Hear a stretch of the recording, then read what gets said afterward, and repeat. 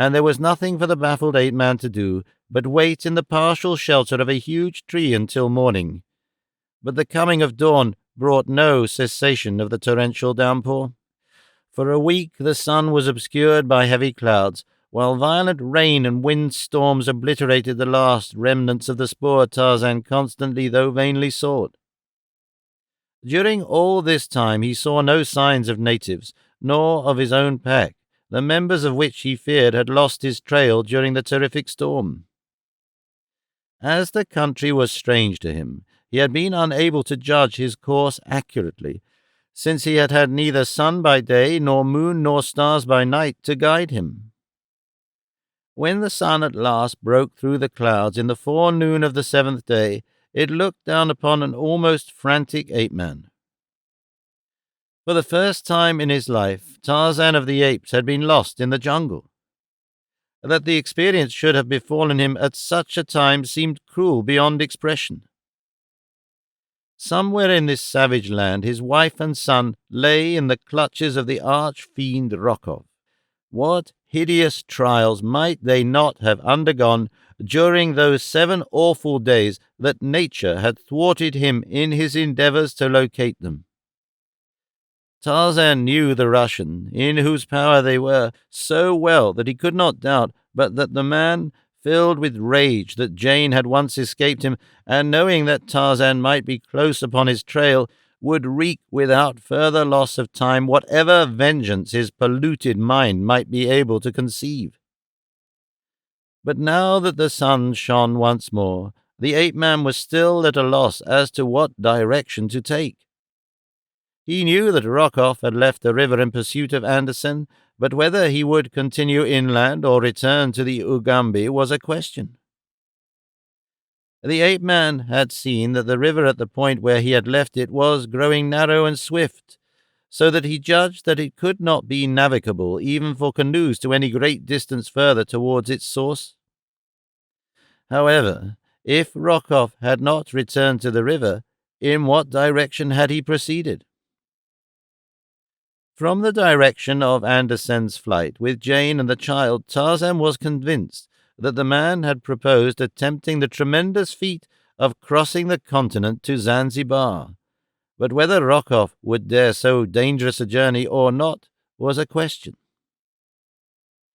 Fear might drive him to the attempt now that he knew the manner of horrible pack that was upon his trail, and that Tarzan of the Apes was following him to wreak upon him the vengeance that he deserved. At last, the ape-man determined to continue toward the northeast in the general direction of German East Africa until he came upon natives from whom he might gain information as to Rokoff's whereabouts. The 2nd day following the cessation of the rain, Tarzan came upon a native village, the inhabitants of which fled into the bush the instant their eyes fell upon him. Tarzan, not to be thwarted in any such manner as this, pursued them, and after a brief chase caught up with the young warrior. The fellow was so badly frightened that he was unable to defend himself, dropping his weapons and falling upon the ground, wide-eyed and screaming as he gazed on his captor. It was with considerable difficulty that the ape-man quieted the fellow's fears sufficiently to obtain a coherent statement from him as to the cause of his uncalled-for terror. From him Tarzan learned, by dint of much coaxing, that a party of whites had passed through the village several days before. These men had told them of a terrible white devil that pursued them, warning the natives against it and the frightful pack of demons that accompanied it. The black had recognized Tarzan as the white devil from the descriptions given by the whites and their black servants. Behind him he had expected to see a horde of demons disguised as apes and panthers. In this Tarzan saw the cunning hand of Rokoff. The Russian was attempting to make travel as difficult as possible for him by turning the natives against him in superstitious fear. The native further told Tarzan that the white man who had led the recent expedition had promised them a fabulous reward if they would kill the white devil. This they had fully intended doing should the opportunity present itself, But the moment that they had seen Tarzan, their blood had turned to water, as the porters of the white men had told them would be the case. Finding the ape-man made no attempt to harm him, the native at last recovered his grasp upon his courage, and, at Tarzan's suggestion, accompanied the white devil back to the village, calling as he went for his fellows to return also, as the white devil has promised to do you no harm if you come back right away and answer his questions. One by one, the blacks straggled into the village, but that their fears were not entirely allayed was evident from the amount of white that showed about the eyes of the majority of them as they cast constant and apprehensive sidelong glances at the ape-man. The chief was among the first to return to the village, and as it was he that Tarzan was most anxious to interview, he lost no time in entering into a palaver with the black. The fellow was short and stout, with an unusually low and degraded countenance and ape-like arms. His whole expression denoted deceitfulness. Only the superstitious terror engendered in him by the stories poured into his eyes by the whites and blacks of the Russians' party kept him from leaping upon Tarzan with his warriors and slaying him forthwith, for he and his people were inveterate man-eaters. But the fear that he might indeed be a devil, and that out there in the jungle behind him his fierce demons waited to do his bidding, kept Mganwazam from putting his desires into action. Tarzan questioned the fellow closely, and by comparing his statements with those of the young warrior he had first talked with, he learned that Rokoff and his safari were in terror-stricken retreat in the direction of the far east coast. Many of the Russians' porters had already deserted him.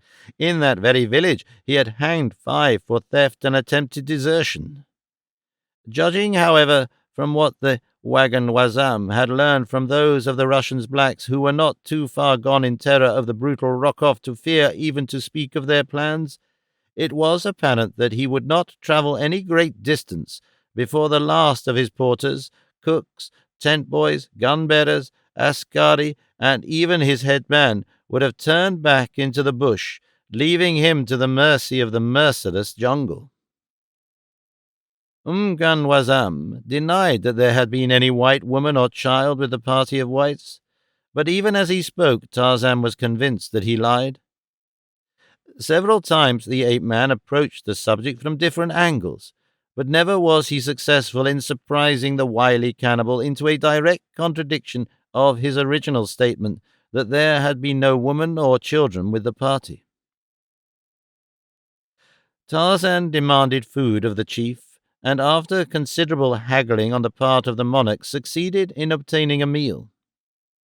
He then tried to draw out others of the tribe, especially the young man whom he had captured in the bush, but Mganwazam's presence sealed their lips.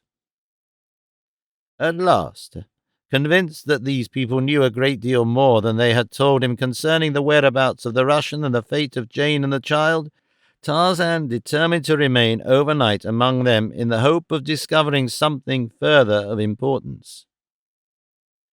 When he had stated his decision to the chief, he was rather surprised to note the sudden change in the fellow's attitude toward him. From apparent dislike and suspicion, Mganwazam became a most eager and solicitous host. Nothing would do but that the ape-man should occupy the best hut in the village, from which Mganwazam's oldest wife was forthwith summarily ejected, while the chief took up his temporary abode in the hut of one of his younger consorts. Had Tarzan chanced to recall the fact that a princely reward had been offered the blacks if they should succeed in killing him, he might have more quickly interpreted Mganwazam's sudden change in front.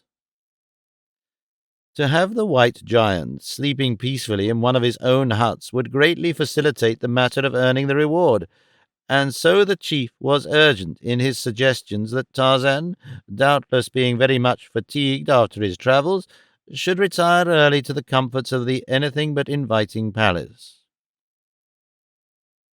As much as the ape-man detested the thought of sleeping within a native hut, He had determined to do so this night, on the chance that he might be able to induce one of the younger men to sit and chat with him before the fire that burned in the center of the smoke-filled dwelling, and from him draw the truths he sought. So Tarzan accepted the invitation of old Mganwazam, insisting, however, that he much preferred sharing a hut with some of the younger men rather than driving the chief's old wife out in the cold.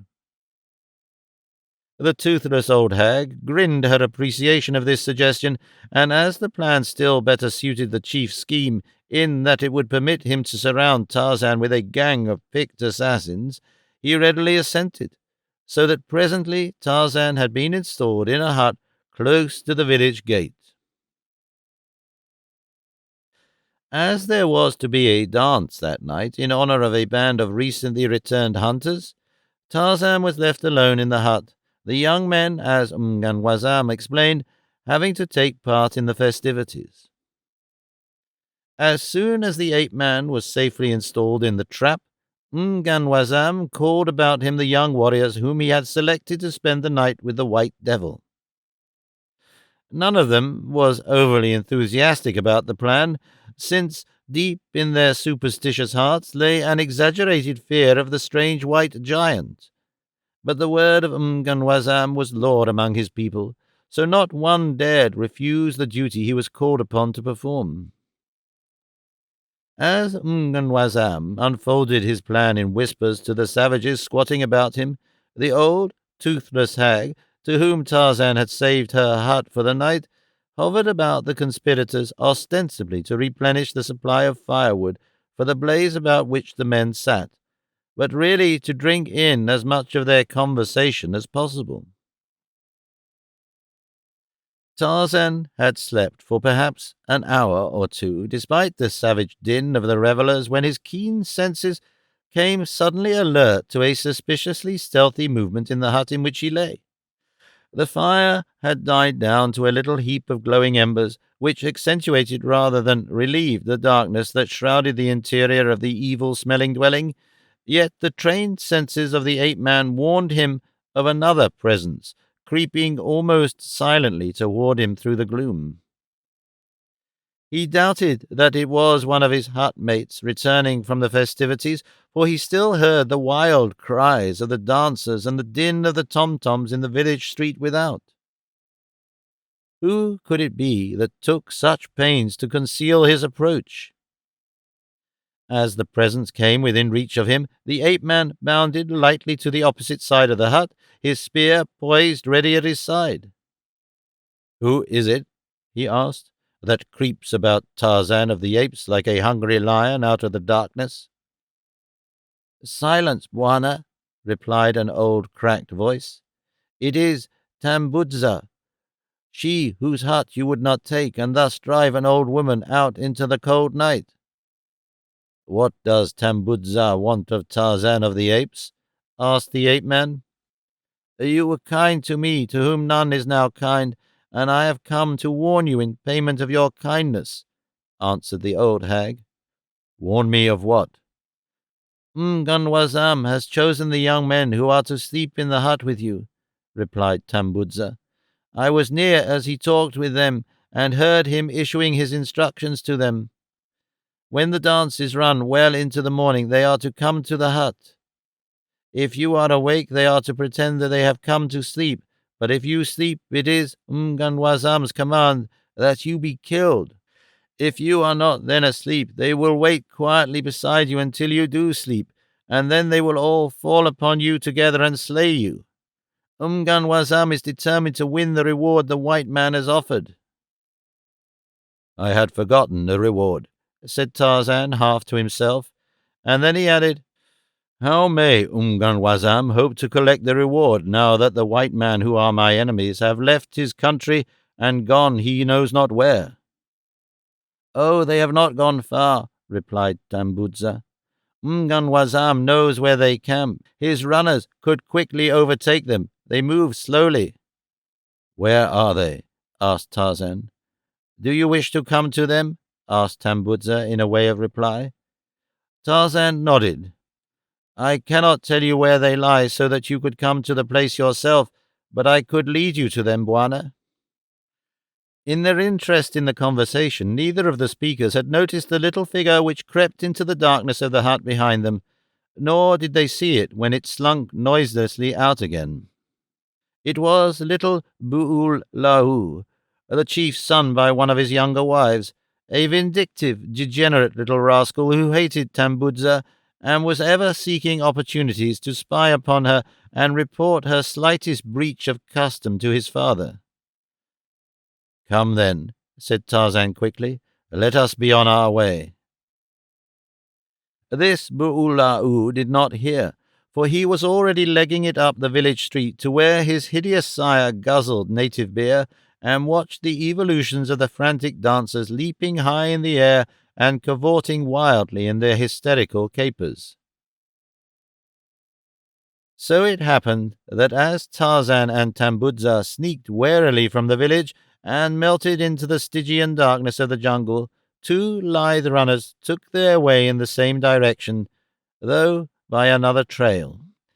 When they had come sufficiently far from the village to make it safe for them to speak above a whisper, Tarzan asked the old woman if she had seen aught of a white woman and a little child. "Yes, Bwana," replied Tambudza. "There was a woman with them and a little child, a little white pickaninny. It died here in our village of the fever, and they buried it."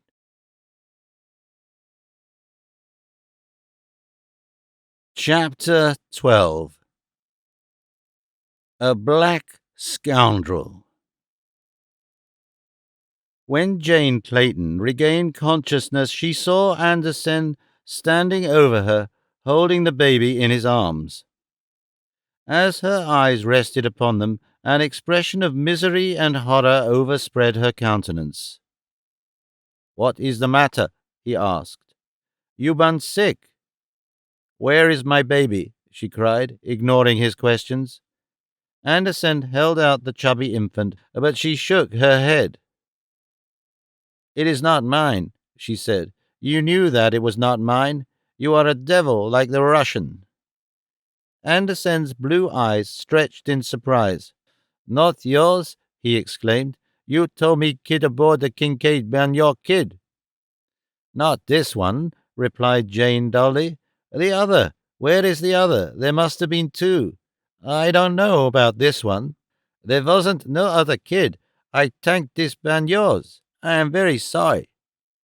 Anderson fidgeted about, standing first on one foot, then upon the other. It was perfectly evident to Jane that he was honest in his protestations of ignorance of the true identity of the child. Presently the baby commenced to crow and bounce up and down in the Swede's arms, at the same time leaning forward with little hands outreaching toward the young woman. She could not withstand the appeal, and with a low cry she sprang to her feet and gathered the baby to her breast. For a few minutes she wept silently, her face buried in the baby's soiled little dress. The first shock of her disappointment that the tiny thing had not been her beloved Jack was giving way to a great hope that after all some miracle had occurred to snatch her baby from Rokoff's hands at the last instant before the Kincaid sailed from England. Then, too, there was the mute appeal of this wee waif, alone and unloved in the midst of the horrors of the savage jungle. It was this thought, more than any other, that had sent her mother's heart out to the innocent babe, while she still suffered from disappointment that she had been deceived in its identity. "Have you no idea whose child this is?" she asked Anderson. The man shook his head. "Not now," he said. "If it ain't been your kid, I don't know whose kid he do been. Rokoff said it was yours. I think he think so too. What he do with it now? I can't go back to the Kincaid. Rokoff would have me shot, but you can go back. I take you to the sea, and then some of these black men, they take you to the ship, eh?" "No, no," cried Jane. "Not for the world. I would rather die than fall into the hands of that man again. No, let us go on and take this poor little creature with us. If God is willing, we shall be saved in one way or another." So they again took up their flight through the wilderness, taking with them half a dozen of the Mosulas to carry provisions and the tents that Andersen had smuggled aboard the small boat in preparation for the attempted escape. The days and nights of torture that the young woman suffered were so merged into one long, unbroken nightmare of hideousness that she soon lost all track of time. Whether they had been wandering for days or years she could not tell. And then one bright spot in that eternity of fear and suffering was the little child whose tiny hands had long since fastened their softly groping fingers firmly about her heart. In a way, the little thing took the place and filled the aching void that the theft of her own baby had left. It could never be the same, of course, but yet, day by day, she found her mother love enveloping the waif more closely until she sometimes sat with closed eyes, lost in the sweet imagining that the little bundle of humanity at her breast was truly her own. For some time their progress inland was extremely slow. Word came to them from time to time through natives passing from the coast on hunting excursions that Rokoff had not yet guessed the direction of their flight. This, and the desire to make the journey as light as possible for the gently bred woman, kept Andersen to a slow advance of short and easy marches with many rests. The Swede insisted upon carrying the child while they travelled, and in countless other ways did what he could to help Jane Clayton conserve her strength. He had been terribly chagrined on discovering the mistake he had made in the identity of the baby, but once the young woman became convinced that his motives were truly chivalrous, she would not permit him longer to upbraid himself for the error that he could not by any means have avoided. At the close of each day's march, Andersen saw to the erection of a comfortable shelter for Jane and the child. Her tent was always pitched in the most favorable location. The thorn boma around it was the strongest and most impregnable that the Mosula could construct. Her food was the best that their limited stores and the rifle of the Swede could provide, but the thing that touched her heart the closest was the gentle consideration and courtesy which the man always accorded her. That such nobility of character could lie beneath so repulsive an exterior never ceased to be a source of wonder and amazement to her, until, at last, the innate chivalry of the man and his unfailing kindliness and sympathy transformed his appearance in so far as Jane was concerned, until she saw only the sweetness of his character mirrored in his countenance.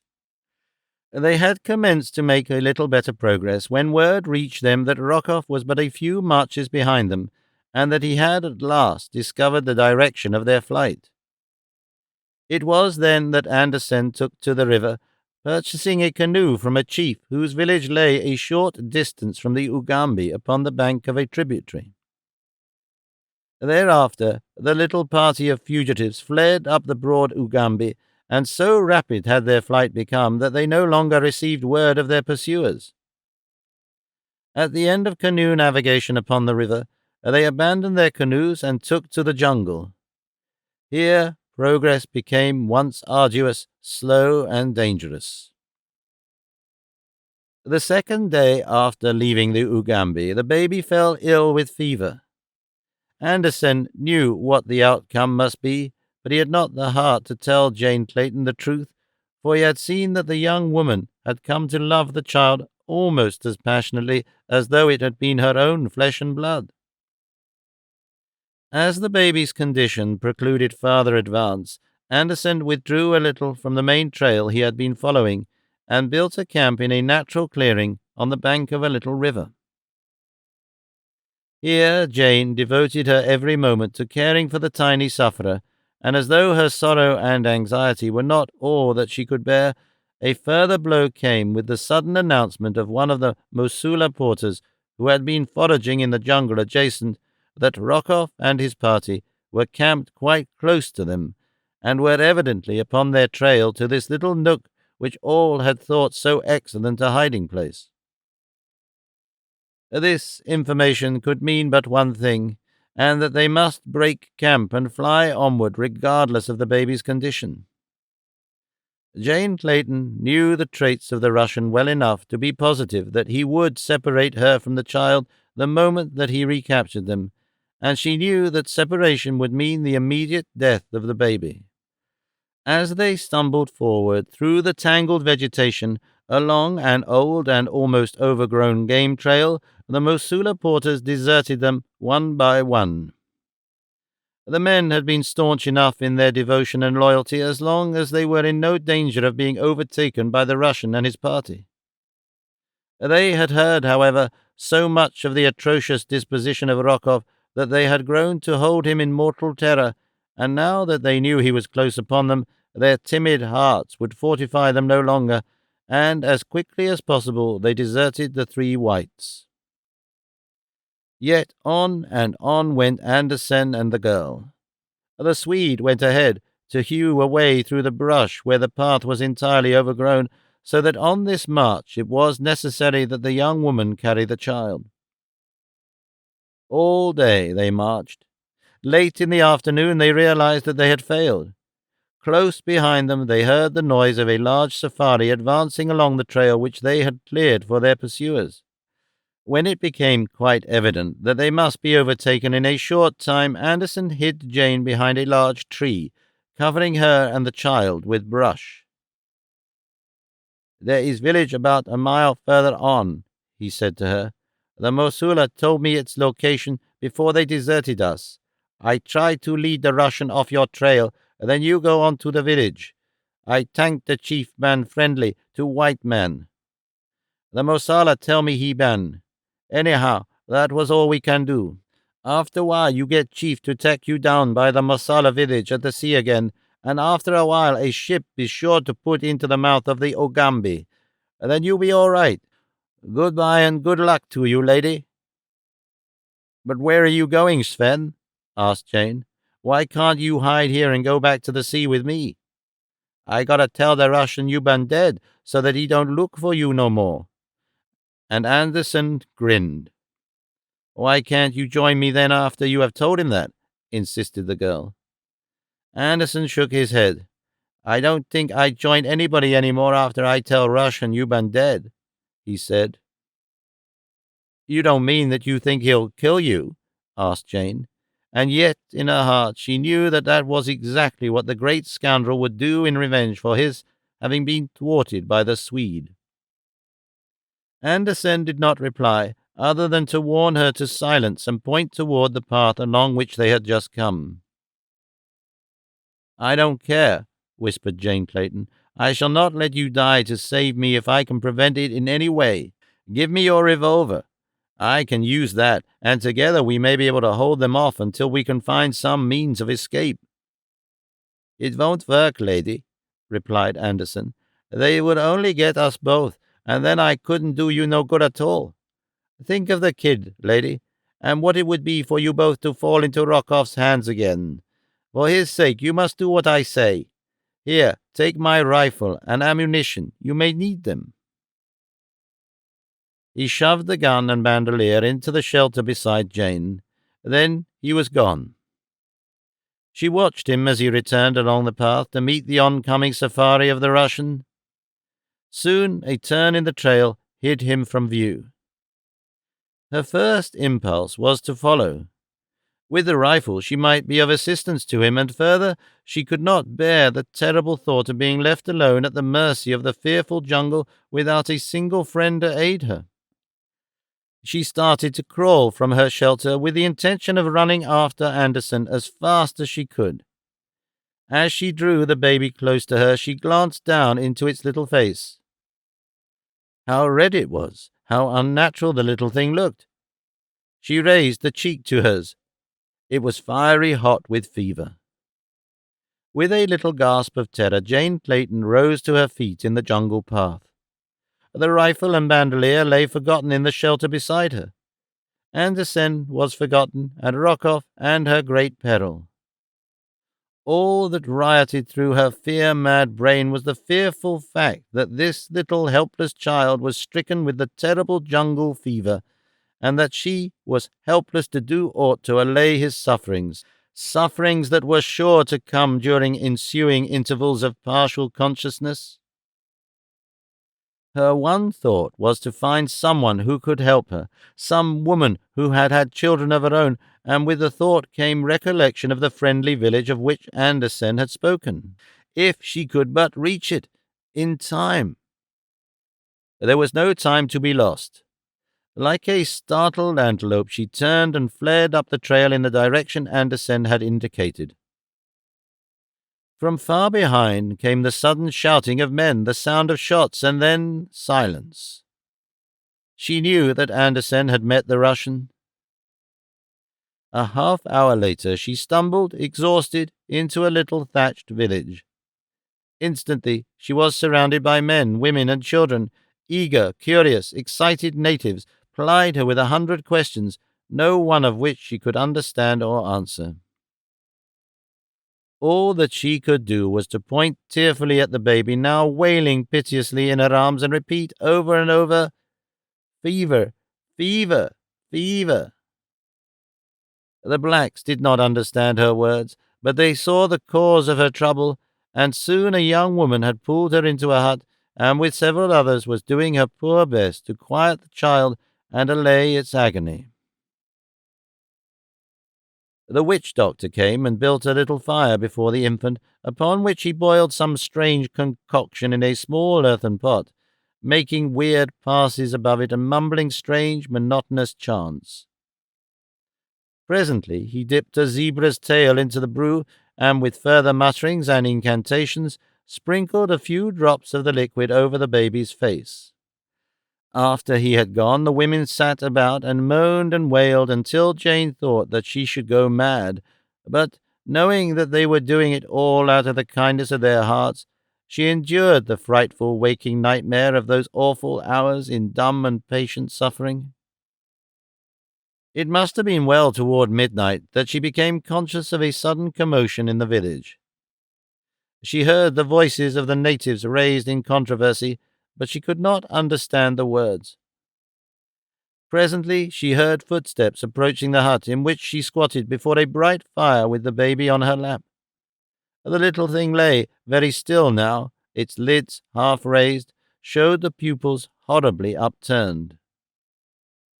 Jane Clayton looked into the little face with fear-haunted eyes. It was not her baby, not her flesh and blood, but how close, how dear the tiny, helpless thing had become to her. Her heart, bereft of its own, had gone out to this poor little nameless waif, and lavished upon it all the love that had been denied her during the long, bitter weeks of her captivity aboard the Kincaid. She saw that the end was near, and though she was terrified at contemplation of her loss, still she hoped that it would come quickly now, and end the sufferings of the little victim. The footsteps she had heard without the hut now halted before the door. There was a whispered colloquy, and a moment later Umganwazam, chief of the tribe, entered. She had seen but little of him, as the women had taken her in hand almost as soon as she had entered the village. Umganwazam, she now saw, was an evil-appearing savage with every mark of brutal degeneracy writ large upon his bestial countenance. To Jane Clayton he looked more gorilla than human. He tried to converse with her, but without success, and finally he called to someone without. In answer to his summons, another Negro entered, a man of very different appearance from Umganwazam, so different, in fact, that Jane Clayton immediately decided that he was of another tribe. This man acted as interpreter, and almost from the first question that Umganwazam put to her, Jane felt an intuitive conviction that the savage was attempting to draw information from her for some ulterior motive. She thought it strange that the fellow should so suddenly have become interested in her plans, and especially in her intended destination when her journey had been interrupted at his village. Seeing no reason for withholding the information, she told him the truth. But when he asked if she expected to meet her husband at the end of the trip, she shook her head negatively. Then he told her the purpose of his visit, talking through the interpreter. "I have just learned," he said, "from some men who live by the side of the great water, that your husband followed you up the Ugambi for several marches, when he was at last set upon by natives and killed. Therefore I have told you this, that you might not waste your time in a long journey if you expected to meet your husband at the end of it, but instead could turn and retrace your steps to the coast." Jane thanked Unganwazam for his kindness, though her heart was numb with suffering at this new blow. She, who had suffered so much, was at last beyond reach of the keenest of misery's pangs, for her senses were numbed and calloused. With bowed head she sat staring with unseeing eyes upon the face of the baby in her lap. Umganwazam had left the hut. Some time later she heard a noise at the entrance. Another had entered. One of the women sitting opposite her threw a faggot upon the dying embers of the fire between them. With a sudden flare it burst into renewed flame, lighting up the hut's interior as though by magic. The flame disclosed to Jane Clayton's horrified gaze that the baby was quite dead. How long it had been so, she could not guess. A choking lump rose to her throat. Her head drooped in silent misery upon the little bundle that she had caught suddenly to her breast. For a moment the silence of the hut was unbroken, and then the native woman broke into a hideous wail. A man coughed close before Jane Clayton and spoke her name. With a start, she raised her eyes to look into the sardonic countenance of Nicholas Rokoff.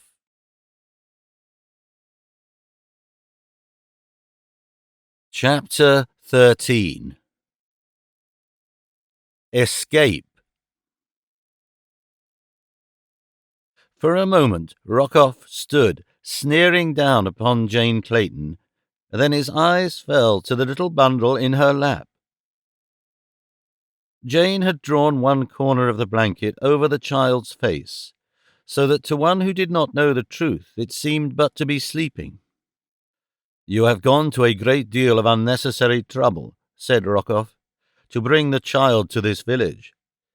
If you had attended to your own affairs, I should have brought it here myself. You would have been spared the dangers and fatigue of the journey. But I suppose I must thank you for relieving me of the inconvenience of having to care for a young infant on the march.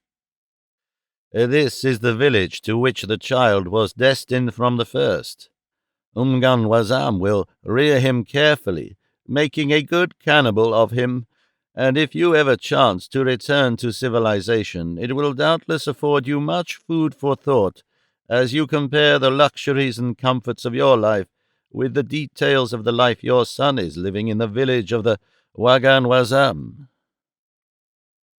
Again, I thank you for bringing him here for me, and now I must ask you to surrender him to me, that I may turn him over to the foster parents." As he concluded, Rokoff held out his hands for the child, a nasty grin of vindictiveness upon his lips. To his surprise, Jane Clayton rose and, without a word of protest, laid the little bundle in his arms. "Here is the child," she said. "Thank God he is beyond your power to harm." Grasping the import of her words, Rokoff snatched the blanket from the child's face to seek confirmation of his fears. Jane Clayton watched his expression closely. She had been puzzled for days for an answer to the question of Rokoff's knowledge of the child's identity. If she had been in doubt before the last shred of that doubt was wiped away as she witnessed the terrible anger of the Russian as he looked upon the dead face of the baby and realized that at the last moment his dearest wish for vengeance had been thwarted by a higher power. Almost throwing the body of the child back into Jane Clayton's arms, Rokoff stamped up and down the hut, pounding the air with his clenched fists and cursing terribly. At last he halted in front of the young woman, bringing his face down close to hers. "You are laughing at me," he shrieked. "You think that you have beaten me, eh? I'll show you, as I have shown the miserable ape you call husband, what it means to interfere with the plans of Nicholas Rokoff. You have robbed me of the child. I cannot make him the son of a cannibal chief, but—" And he paused as though to let the full meaning of his threat sink deep. "I can make the mother the wife of a cannibal, and that I shall do, after I have finished with her myself." If he had thought to wring from Jane Clayton any sign of terror, he failed miserably. She was beyond that. Her brain and nerves were numb to suffering and shock. To his surprise, a faint, almost happy smile touched her lips. She was thinking with thankful heart that this poor little corpse was not that of her own wee Jack, and that, best of all, Rokoff evidently did not know the truth. She would have liked to have flaunted the fact in his face, but she dared not. If he continued to believe that the child had been hers, so much safer would be the real Jack, wherever he might be. She had, of course, no knowledge of the whereabouts of her little son. She did not know even that he still lived, and yet there was the chance that he might. It was more than possible that without Rokoff's knowledge this child had been substituted for hers by one of the Russian's confederates, and that even now her son might be safe with friends in London, where there were many, both able and willing, to have paid any ransom which the traitorous conspirator might have asked for the safe release of Lord Greystoke's son. She had thought it all out 100 times since she had discovered that the baby which Andersen had placed in her arms that night upon the Kincaid was not her own, and it had been a constant and gnawing source of happiness to her to dream the whole fantasy through in its every detail. No, the Russian must never know that this was not her baby. She realized that her position was hopeless. With Andersen and her husband dead, there was no one in all the world with a desire to succor her who knew where she might be found. Rokoff's threat, she realized, was no idle one.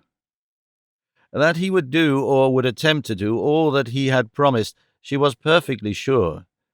But at the worst it meant but a little earlier release from the hideous anguish that she had been enduring. She might find some way to take her own life before the Russian could harm her further. Just now she wanted time to think and prepare herself for the end. She felt that she could not take the last, awful step until she had exhausted every possibility of escape.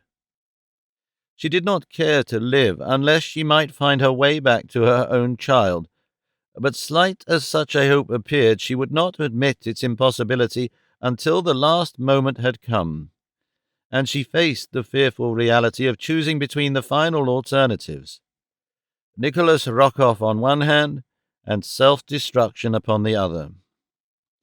"Go away," she said to the Russian. "Go away and leave me in peace with my dead. Have you not brought sufficient misery and anguish upon me without attempting to harm me further? What wrong have I ever done you that you should persist in persecuting me? You are suffering for the sins of the monkey you chose when you might have had the love of a gentleman, of Nicholas Rokoff," he replied. "But where is the use in discussing the matter? We shall bury the child here, and you will return with me at once to my own camp. Tomorrow I shall bring you back and turn you over to your new husband, the lovely Mganwazam. Come." He reached out for the child. Jane, who was on her feet now, turned away from him. "I shall bury the body," she said. "Send some men to dig a grave outside the village." Rokoff was anxious to have the thing over and get back to his camp with his victim. He thought he saw in her apathy a resignation to her fate.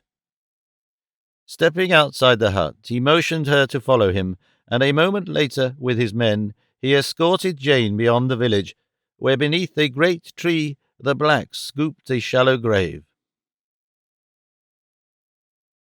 Wrapping the tiny body in a blanket, Jane laid it tenderly in the black hole, and turning her head that she might not see the mouldy earth falling upon the pitiful little bundle, she breathed a prayer beside the grave of the nameless waif that had won its way to the innermost recesses of her heart. Then, dry-eyed but suffering, she rose and followed the Russian through the Stygian blackness of the jungle, along the winding, leafy corridor that led from the village of Mganwazam, the black cannibal, to the camp of Nicholas Rokoff, the white fiend. Beside them, in the impenetrable thickets that fringed the path, rising to arch above it and shut out the moon, the girl could hear the stealthy, muffled footfalls of great beasts, and ever round about them rose the deafening roars of hunting lions, until the earth trembled to the mighty sound. The porters lighted torches now and waved them upon either hand to frighten off the beasts of prey. Rokoff urged them to greater speed, and from the quavering note in his voice Jane Clayton knew that he was weak from terror. The sounds of the jungle night recalled most vividly the days and nights that she had spent in a similar jungle with her forest god, with the fearless and unconquerable Tarzan of the apes. Then there had been no thoughts of terror, though the jungle noises were new to her, and the roar of a lion had seemed the most awe-inspiring sound upon the great earth. How different it would be now if she knew that he was somewhere there in the wilderness, seeking her. Then, indeed, would there be that for which to live, and every reason to believe that succor was close at hand. But he was dead. It was incredible that it should be so. There seemed no place in death for that great body and those mighty thews. Had Rokoff been the one to tell her of her lord's passing, she would have known that he lied. There could be no reason, she thought, why Mganwazam should have deceived her. She did not know that the Russian had talked with the savage a few minutes before the chief had come to her with his tale. At last they reached the rude boma that Rokoff's porters had thrown up round the Russians' camp. Here they found all in turmoil. She did not know what it was all about, but she saw that Rokoff was very angry, and from bits of conversation which she could translate, she gleaned that there had been further desertions while he had been absent, and that the deserters had taken the bulk of his food and ammunition. When he had done venting his rage upon those who remained, he returned to where Jane stood under guard of a couple of his white sailors. He grasped her roughly by the arm and started to drag her toward his tent. The girl struggled and fought to free herself, while the two sailors stood by, laughing at the rare treat. Rokoff did not hesitate to use rough methods when he found that he was to have difficulty in carrying out his designs. Repeatedly he struck Jane Clayton in the face, until at last, half conscious, she was dragged within his tent. Rokoff's boy had lighted the Russian's lamp, and now at a word from his master he made himself scarce. Jane had sunk to the floor in the middle of the enclosure. Slowly her numbed senses were returning to her, and she was commencing to think very fast indeed. Quickly her eyes ran round the interior of the tent, taking in every detail of its equipment and contents. Now the Russian was lifting her to her feet and attempting to drag her to the camp cot that stood at one side of the tent. At his belt hung a heavy revolver. Jane Clayton's eyes riveted themselves upon it. Her palm itched to grasp the huge butt. She feigned again to swoon, but through her half-closed lids she waited her opportunity. It came just as Rokoff was lifting her upon the cot. A noise at the tent door behind him brought his head quickly about and away from the girl. The butt of the gun was not an inch from her hand. With a single lightning-like move, she snatched the weapon from its holster, and at the same instant Rokoff turned back toward her, realizing his peril. She did not dare fire, for fear the shot would bring his people about him, and with Rokoff dead she would fall into the hands no better than his, and to a fate probably even worse than he alone could have imagined. The memory of the two brutes who stood and laughed as Rokoff struck her was still vivid.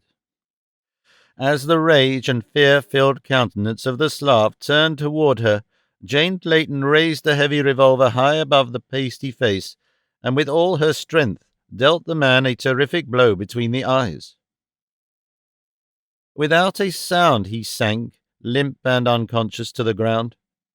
A moment later the girl stood beside him, for a moment at least free from the menace of his lust. Outside the tent she again heard the noise that had distracted Rokoff's attention.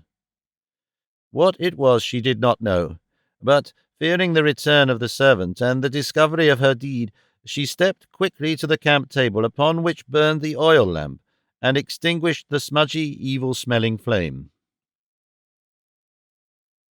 In the total darkness of the interior she paused for a moment to collect her wits and plan for the next step in her venture for freedom. About her was a camp of enemies. Beyond these foes, a black wilderness of savage jungle, peopled by hideous beasts of prey, and still more hideous human beasts. There was little or no chance that she could survive even a few days of the constant dangers that would confront her there, but the knowledge that she had already passed through so many perils unscathed, and that somewhere out in the faraway world a little child was doubtless at that very moment crying for her, filled her with determination to make the effort to accomplish the seemingly impossible and cross that awful land of horror in search of the sea and the remote chance of succor she might find there. Rokoff's tent stood almost exactly in the center of the boma. Surrounding it were the tents and shelters of his white companions and the natives of his safari. To pass through these and find egress through the boma seemed a task too fraught with insurmountable obstacles to warrant even the slightest consideration, and yet there was no other way. To remain in the tent until she should be discovered would be to set at naught all that she had risked to gain her freedom, and so with stealthy step and every sense alert, she approached the back of the tent to set out upon the first stage of her adventure. Groping along the rear of the canvas wall, she found that there was no opening there. Quickly she returned to the side of the unconscious Russian. In his belt, her groping fingers came upon the hilt of a long hunting knife, and with this she cut a hole in the back wall of the tent. Silently she stepped without. To her immense relief, she saw that the camp was apparently asleep. In the dim and flickering light of the dying fires, she saw but a single sentry, and he was dozing upon his haunches at the opposite side of the enclosure. Keeping the tent between him and herself, she crossed between the small shelters of the native porters to the boma wall beyond. Outside, in the darkness of the tangled jungle, she could hear the roaring of lions, the laughing of hyenas, and the countless, nameless noises of the midnight jungle. For a moment she hesitated, trembling. The thought of the prowling beasts out there in the darkness was appalling. Then, with a sudden brave toss of her head, she attacked the thorny boma wall with her delicate hands. Torn and bleeding though they were, she worked on breathlessly until she made an opening through which she could worm her body, and at last she stepped outside the enclosure. Behind her lay a fate worse than death, at the hands of human beings. Before her lay an almost certain fate, but it was only death, sudden, merciful, and honorable death. Without a tremor and without regret, she darted away from the camp, and a moment later the mysterious jungle had closed about her.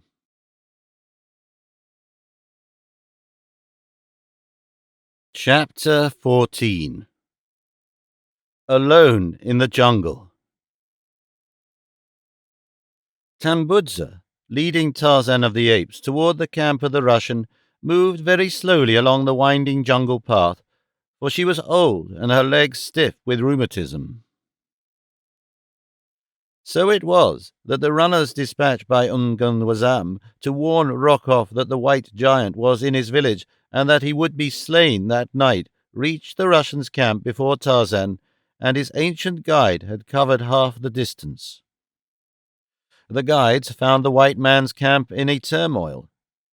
Rokoff had that morning been discovered stunned and bleeding within his tent. When he had recovered his senses and realized that Jane Clayton had escaped, his rage was boundless.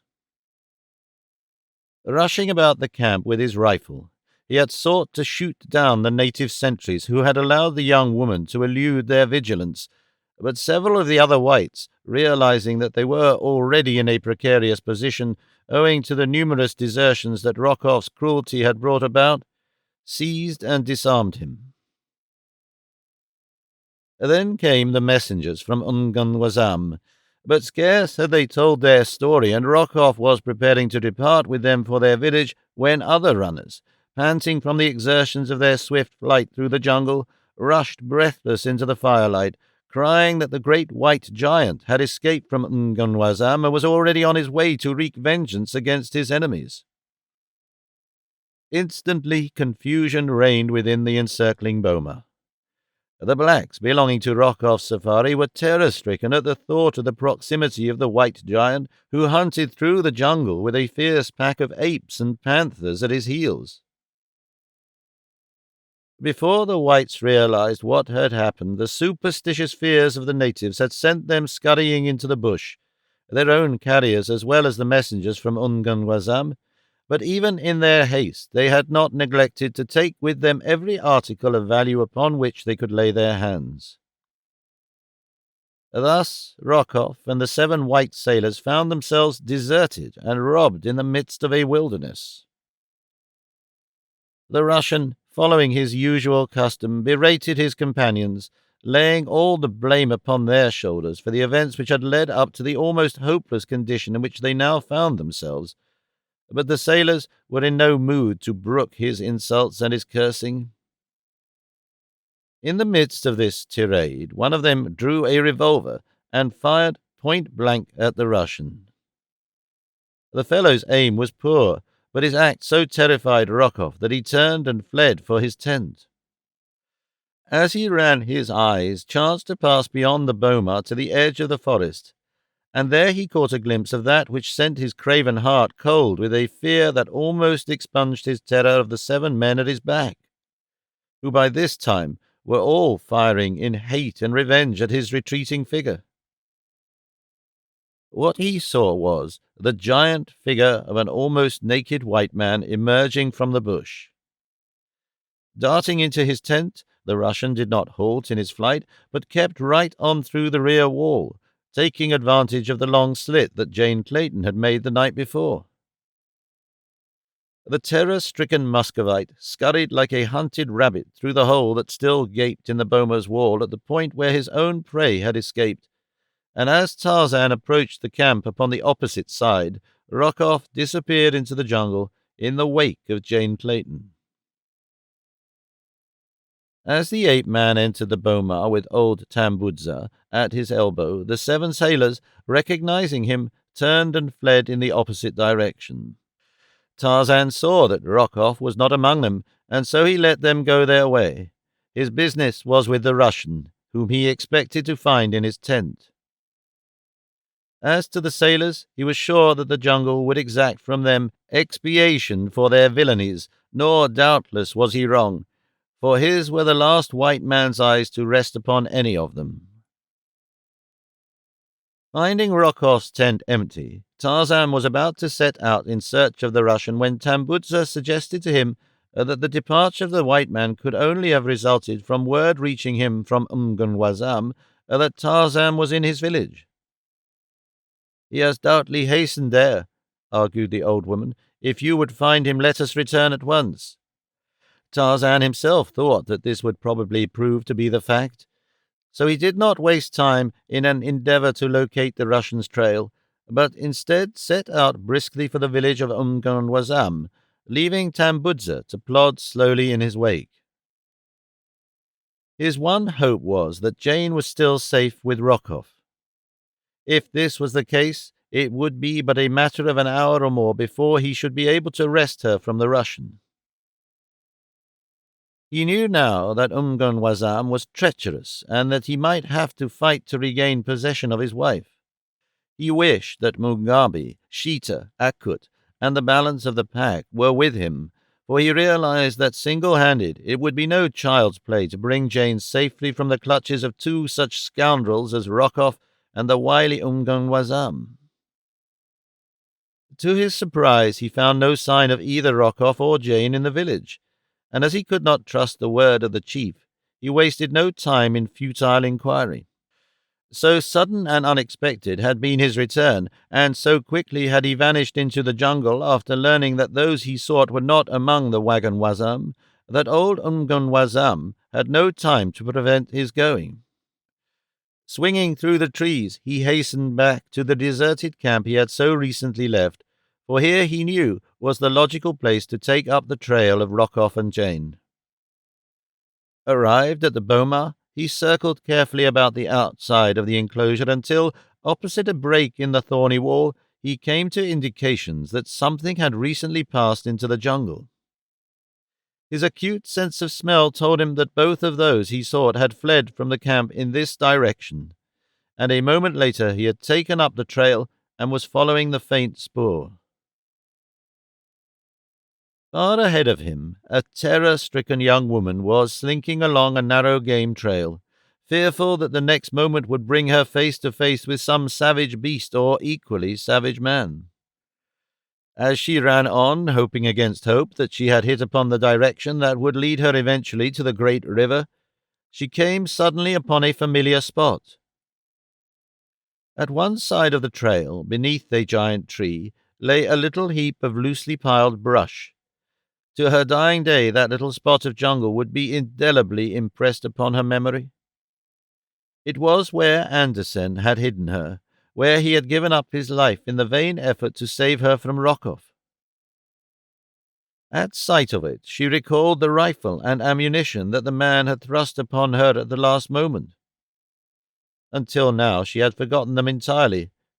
Still clutched in her hand was the revolver she had snatched from Rokoff's belt, but that could contain at most not over 6 cartridges, not enough to furnish her with food and protection both on the long journey to the sea. With bated breath, she groped beneath the little mound, scarce daring to hope that the treasure remained where she had left it, but, to her infinite relief and joy, her hand came at once upon the barrel of the heavy weapon, and then upon the bandolier of cartridges. As she threw the latter about her shoulder and felt the weight of the big game gun in her hand, a sudden sense of security suffused her. It was with new hope and a feeling almost of assured success that she again set forward upon her journey. That night she slept in the crotch of a tree, as Tarzan had so often told her that he was accustomed to doing, and early the next morning was upon her way again. Late in the afternoon, as she was about to cross a little clearing, she was startled at the sight of a huge ape coming from the jungle upon the opposite side. The wind was blowing directly across the clearing between them, and Jane lost no time in putting herself downwind from the huge creature. Then she hid in a clump of heavy bush and watched, holding the rifle ready for instant use. To her consternation, she saw that the apes were pausing in the center of the clearing. They came together in a little knot, where they stood looking backward, as though in expectation of the coming of others of their tribe. Jane wished that they would go on, for she knew that at any moment some little eddying gust of wind might carry her scent down to their nostrils, and then what would the protection of her rifle amount to in the face of those gigantic muscles and mighty fangs? Her eyes moved back and forth between the apes and the edge of the jungle toward which they were gazing until at last she perceived the object of their halt and the thing that they awaited. They were being stalked. Of this she was positive, as she saw the lithe, sinewy form of a panther glide noiselessly from the jungle at the point at which the apes had emerged but a moment before. Quickly, the beast trotted across the clearing toward the anthropoids.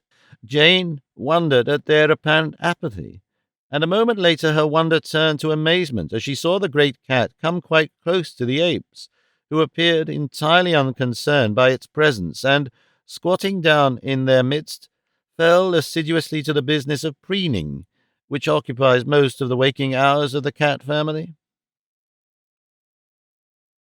If the young woman was surprised by the sight of these natural enemies fraternizing, it was with emotions little short of fear for her own sanity that she presently saw a tall, muscular warrior enter the clearing and join the group of savage beasts assembled there.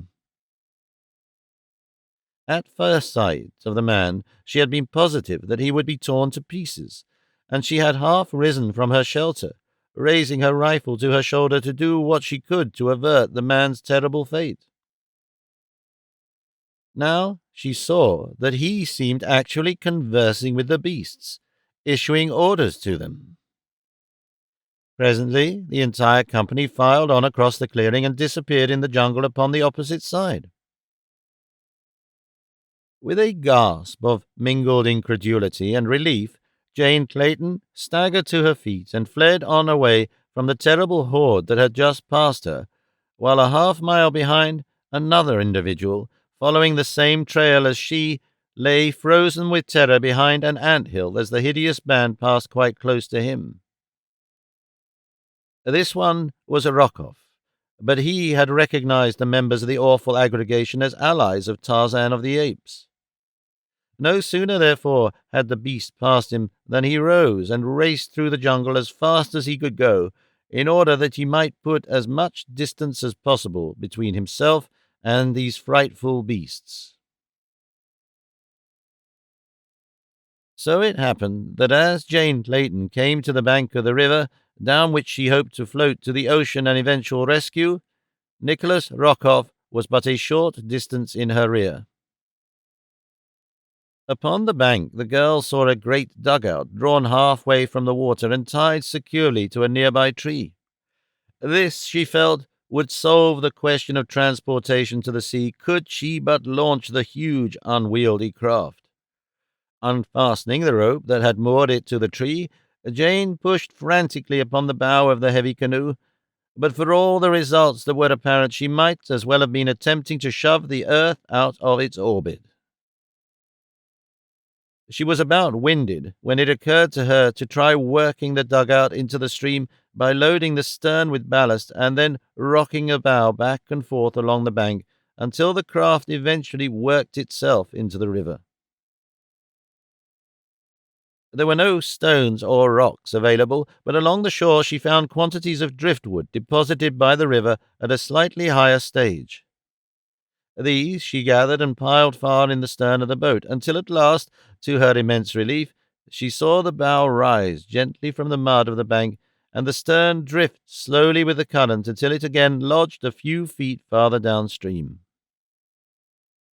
Jane found that by running back and forth between the bow and stern, she could alternately raise and lower each end of the boat as she shifted her weight from one end to the other, with the result that each time she leapt to the stern, the canoe moved a few inches farther into the river. As the success of her plan approached more closely to fruition, she became so wrapped in her efforts that she failed to note the figure of a man standing beneath a huge tree at the edge of the jungle from which she had just emerged. He watched her and her labours with a cruel and malicious grin upon his swarthy countenance. The boat at last became so nearly free of the retarding mud and of the bank that Jane felt positive that she could pole it off into deeper water with one of the paddles which lay in the bottom of the rude craft. With this end in view, she seized upon one of these implements and had just plunged it into the river bottom close to the shore when her eyes happened to rise to the edge of the jungle. As her gaze fell upon the figure of the man, a little cry of terror rose to her lips. It was Rokoff. He was running toward her now and shouting to her to wait, or he would shoot. Though, as he was entirely unarmed, it was difficult to discover just how he intended making good his threat. Jane Clayton knew nothing of the various misfortunes that had befallen the Russian since she had escaped from his tent, so she believed that his followers must be close at hand. However, she had no intention of falling again into the man's clutches. She would rather die at once than that should happen to her. Another minute and the boat would be free. Once in the current of the river, she would be beyond Rokoff's power to stop her, for there was no other boat upon the shore, and no man, and certainly not the cowardly Rokoff, would dare to attempt to swim the crocodile-infested water in an effort to overtake her. Rokoff, on his part, was bent more upon escape than aught else.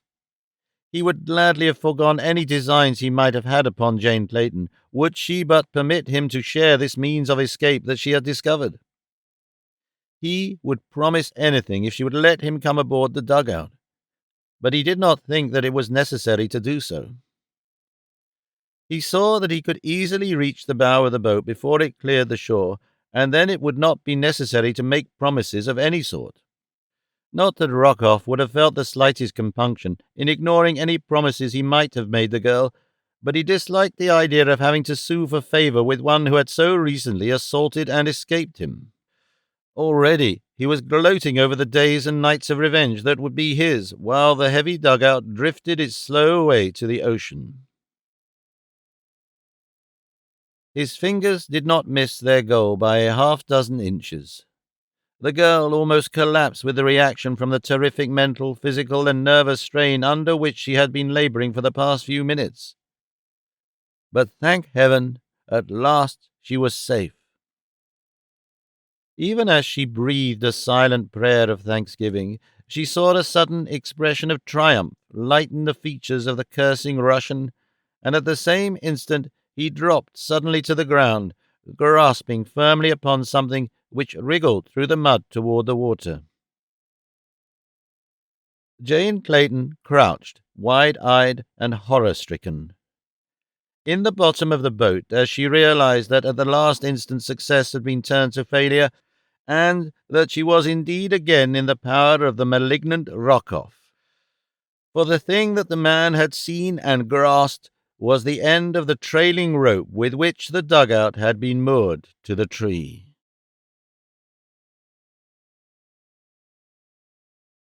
Chapter 15. Down the Ugambi. Halfway between the Ugambi and the village of the Waganwazam, Tarzan came upon the pack moving slowly along his old spoor.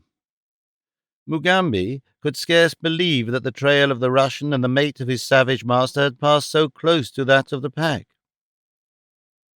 It seemed incredible that two human beings should have come so close to them without having been detected by some of the marvelously keen and alert beasts. But Tarzan pointed out the spoor of the two he trailed, and at certain points the black could see that the man and the woman must have been in hiding as the pack passed them, watching every move of the ferocious creatures.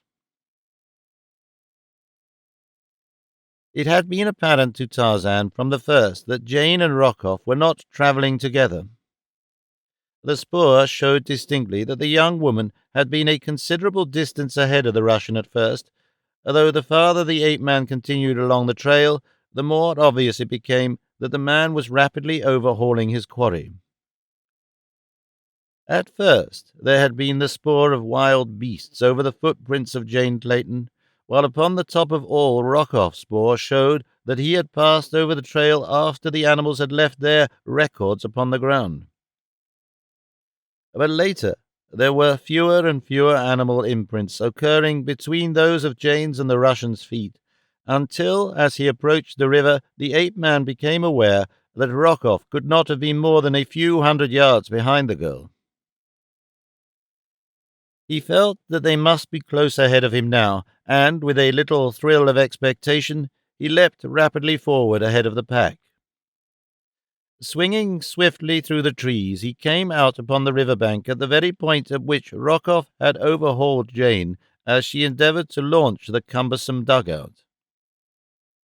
In the mud along the bank, the ape-man saw the footprints of the two he sought, but there was neither boat nor people there when he arrived, nor, at first glance, any sign of their whereabouts. It was plain that they had shoved off a native canoe and embarked upon the bosom of the stream, and as the ape-man's eye ran swiftly down the course of the river beneath the shadows of the overarching trees, he saw in the distance, just as it rounded a bend that shut it off from his view, a drifting dugout in the stern of which was the figure of a man.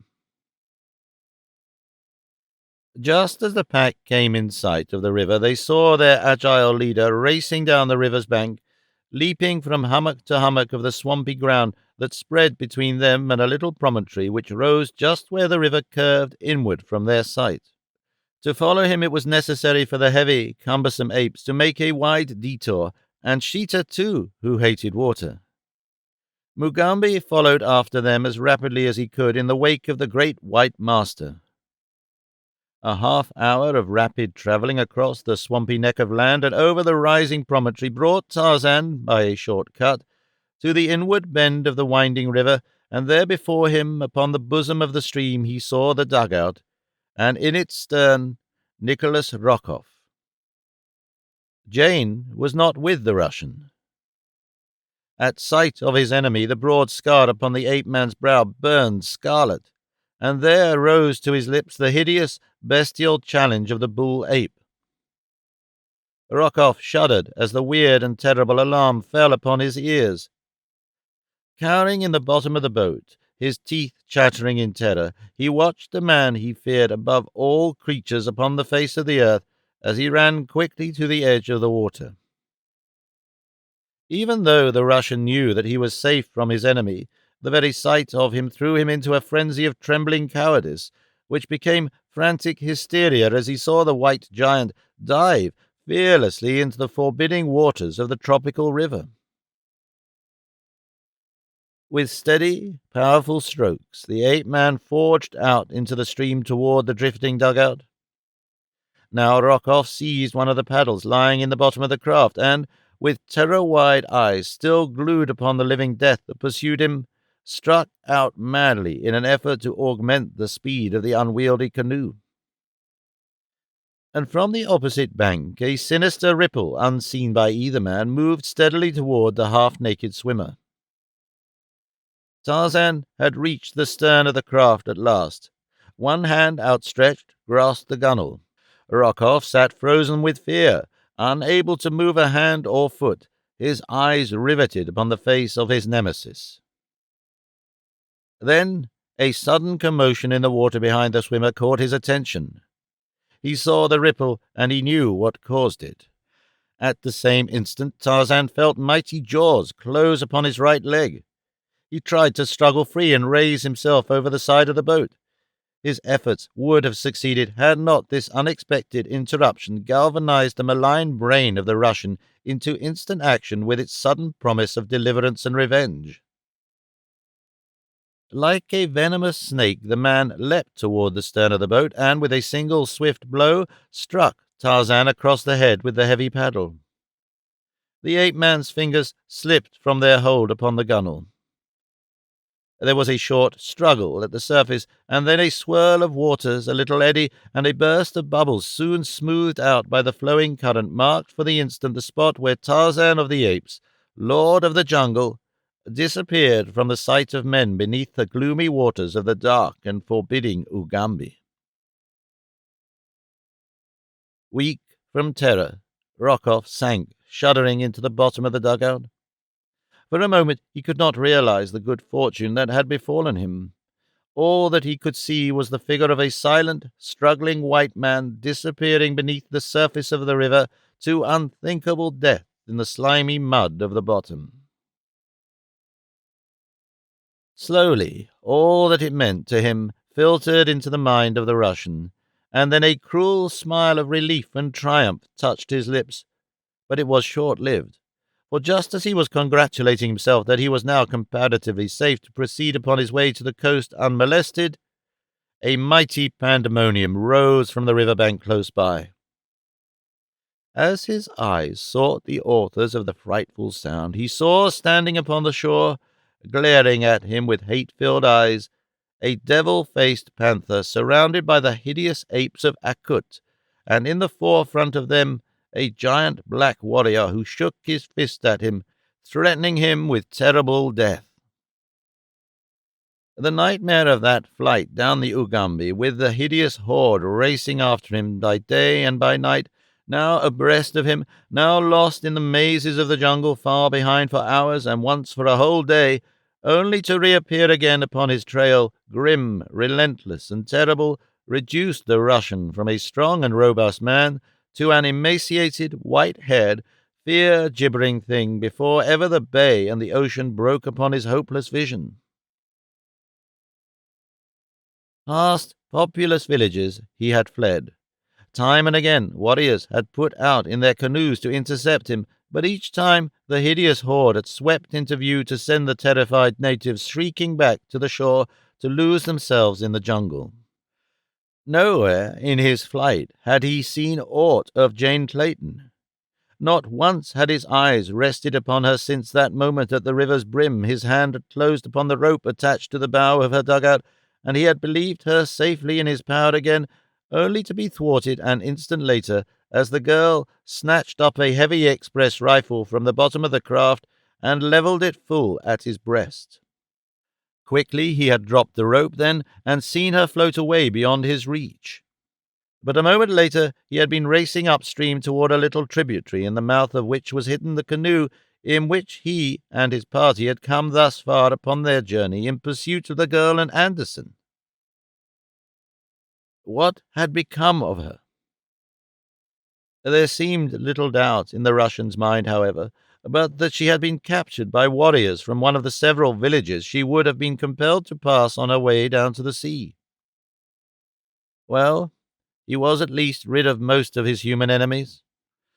But at that he would gladly have had them all back in the land of the living, could he thus have been freed from the menace of the frightful creatures who pursued him with awful relentlessness, screaming and growling at him every time they came within sight of him.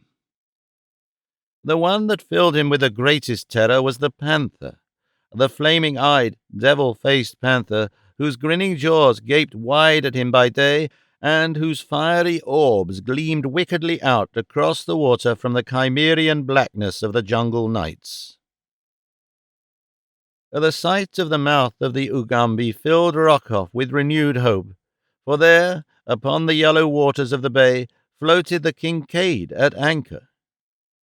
He had sent the little steamer away to coal while he had gone up the river, leaving Povitch in charge of her, and he could have cried aloud in his relief as he saw that she had returned in time to save him. Frantically, he alternately paddled furiously toward her and rose to his feet, waving his paddle and crying aloud in an attempt to attract the attention of those on board. But loud as he screamed, his cries awakened no answering challenge from the deck of the silent craft. Upon the shore behind him, a hurried backward glance revealed the presence of the snarling pack. Even now, he thought, these man-like devils might yet find a way to reach him, even upon the deck of the steamer, unless there were those there to repel them with firearms. What could have happened to those he had left upon the Kincaid? Where was Povitch? Could it be that the vessel was deserted, and that, after all, he was doomed to be overtaken by the terrible fate that he had been flying from through all these hideous days and nights? He shivered as might one upon whose brow death has already laid his clammy finger. Yet he did not cease to paddle frantically toward the steamer, and at last, after what seemed an eternity, the bow of the dugout bumped against the timbers of the Kincaid. Over the ship's side hung a monkey ladder, but as the Russian grasped it to ascend to the deck, he heard a warning challenge from above, and, looking up, gazed into the cold, relentless muzzle of a rifle. After Jane Clayton, with rifle levelled at the breast of Rokoff, had succeeded in holding him off until the dugout in which he had taken refuge had drifted out upon the bosom of the Ugambi beyond the man's reach, she had lost no time in paddling to the swiftest sweep of the channel, nor did she for long days and weary nights cease to hold her craft to the most rapidly moving part of the river, except when during the hottest hours of the day she had been wont to drift as the current would take her, lying prone in the bottom of the canoe, her face sheltered from the sun with a great palm leaf. Thus only did she gain rest upon the voyage. At other times she continually sought to augment the movement of the craft by wielding the heavy paddle. Rokoff, on the other hand, had used little or no intelligence in his flight along the Ugambi, so that more often than not his craft had drifted in the slow-going eddies, for he habitually hugged the bank farthest from that along which the hideous horde pursued and menaced him. Thus it was that, though she had put out upon the river but a short time subsequent to the girl, yet she had reached the bay fully 2 hours ahead of him. When she had first seen the anchored ship upon the quiet water, Jane Clayton's heart had beat fast, with hope and thanksgiving, but as she drew closer to the craft and saw that it was the Kincaid, her pleasure gave place to the gravest misgivings. It was too late, however, to turn back, for the current that carried her toward the ship was much too strong for her muscles. She could not have forced the heavy dugout upstream against it, and all that was left her was to attempt either to make the shore without being seen by those upon the deck of the Kincaid, or to throw herself upon their mercy. Otherwise she must be swept out to sea. She knew that the shore held little hope of life for her, as she had no knowledge of the location of the friendly Mosula village to which Andersen had taken her through the darkness of the night of their escape from the Kincaid.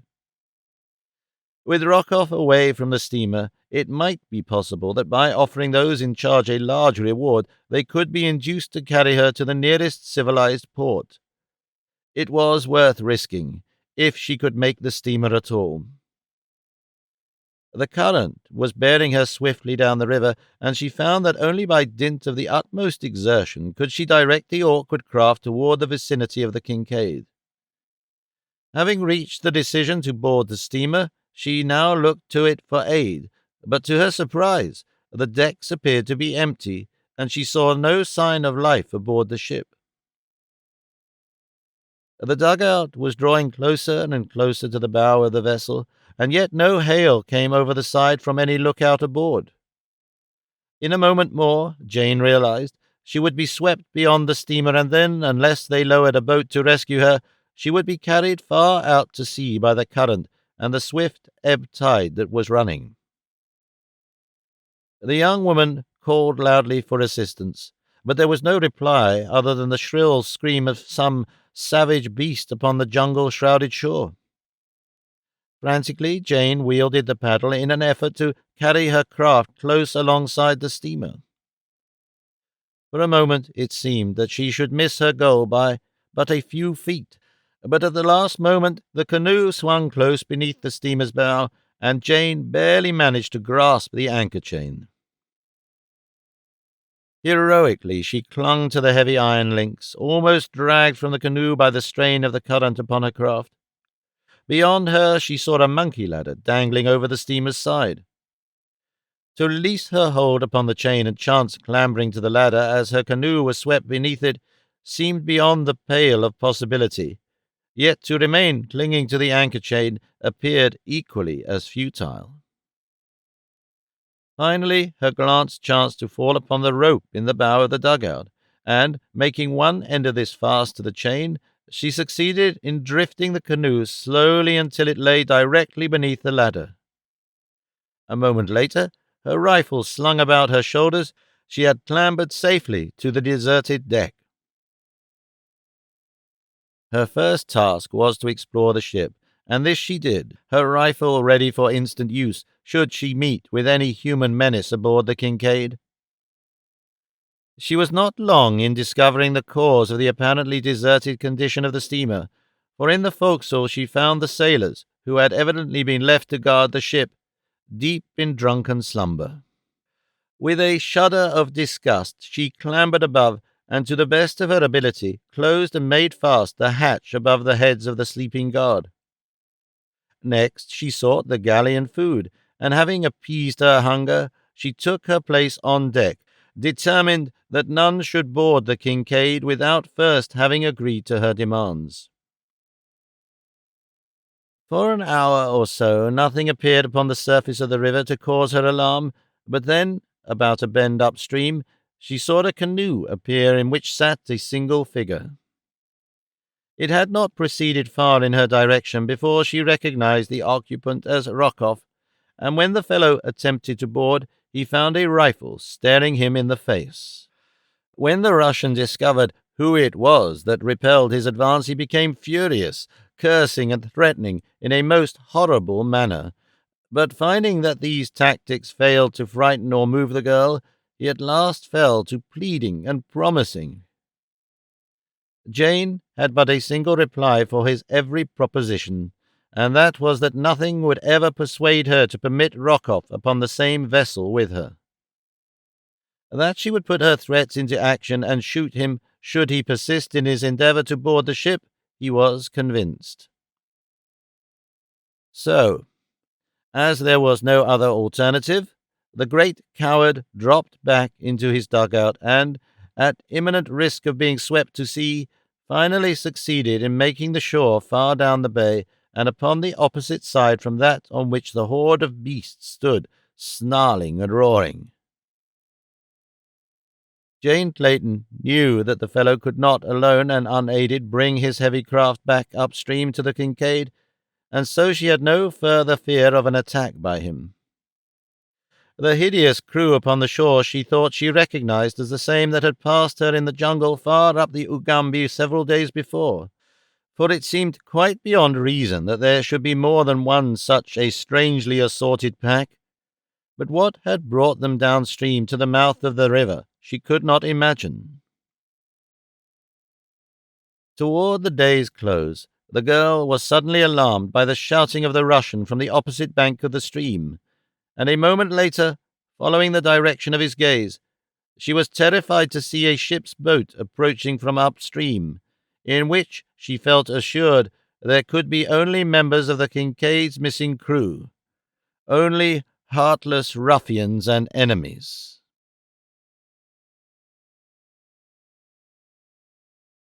Chapter 16. In the darkness of the night. When Tarzan of the Apes realized that he was in the grip of the great jaws of a crocodile, he did not, as ordinary man might have done, give up all hope and resign himself to his fate. Instead, he filled his lungs with air before the huge reptile dragged him beneath the surface, and then, with all the might of his great muscles, fought bitterly for freedom. But out of his native element, the ape-man was too greatly handicapped to do more than excite the monster to greater speed as it dragged its prey swiftly through the water. Tarzan's lungs were bursting for a breath of pure fresh air. He knew that he could survive but a moment more, and in the last paroxysm of his suffering, he did what he could to avenge his own death.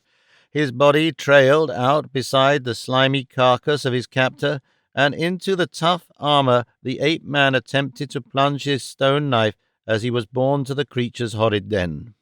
His efforts but served to accelerate the speed of the crocodile, and just as the ape-man realized that he had reached the limit of his endurance, he felt his body dragged to a muddy bed, and his nostrils rise above the water's surface.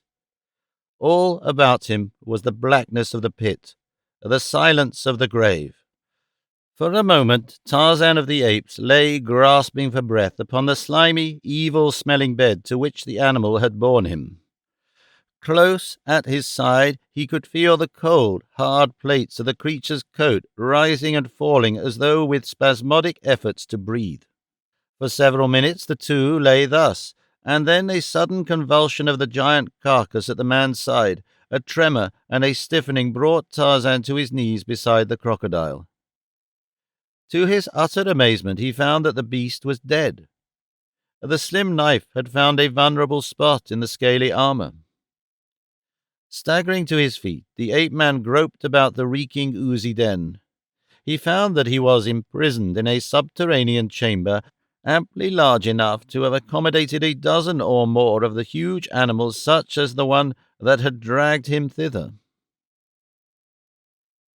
He realized that he was in the creature's hidden nest far under the bank of the stream, and that doubtless the only means of ingress or egress lay through the submerged opening through which the crocodile had brought him. His first thought, of course, was of escape, but that he could make his way to the surface of the river beyond and then to the shore seemed highly improbable. There might be turns and windings in the neck of the passage, or, most to be feared, he might meet another of the slimy inhabitants of the retreat upon his journey outward. Even should he reach the river in safety, there was still the danger of his being again attacked before he could effect a safe landing.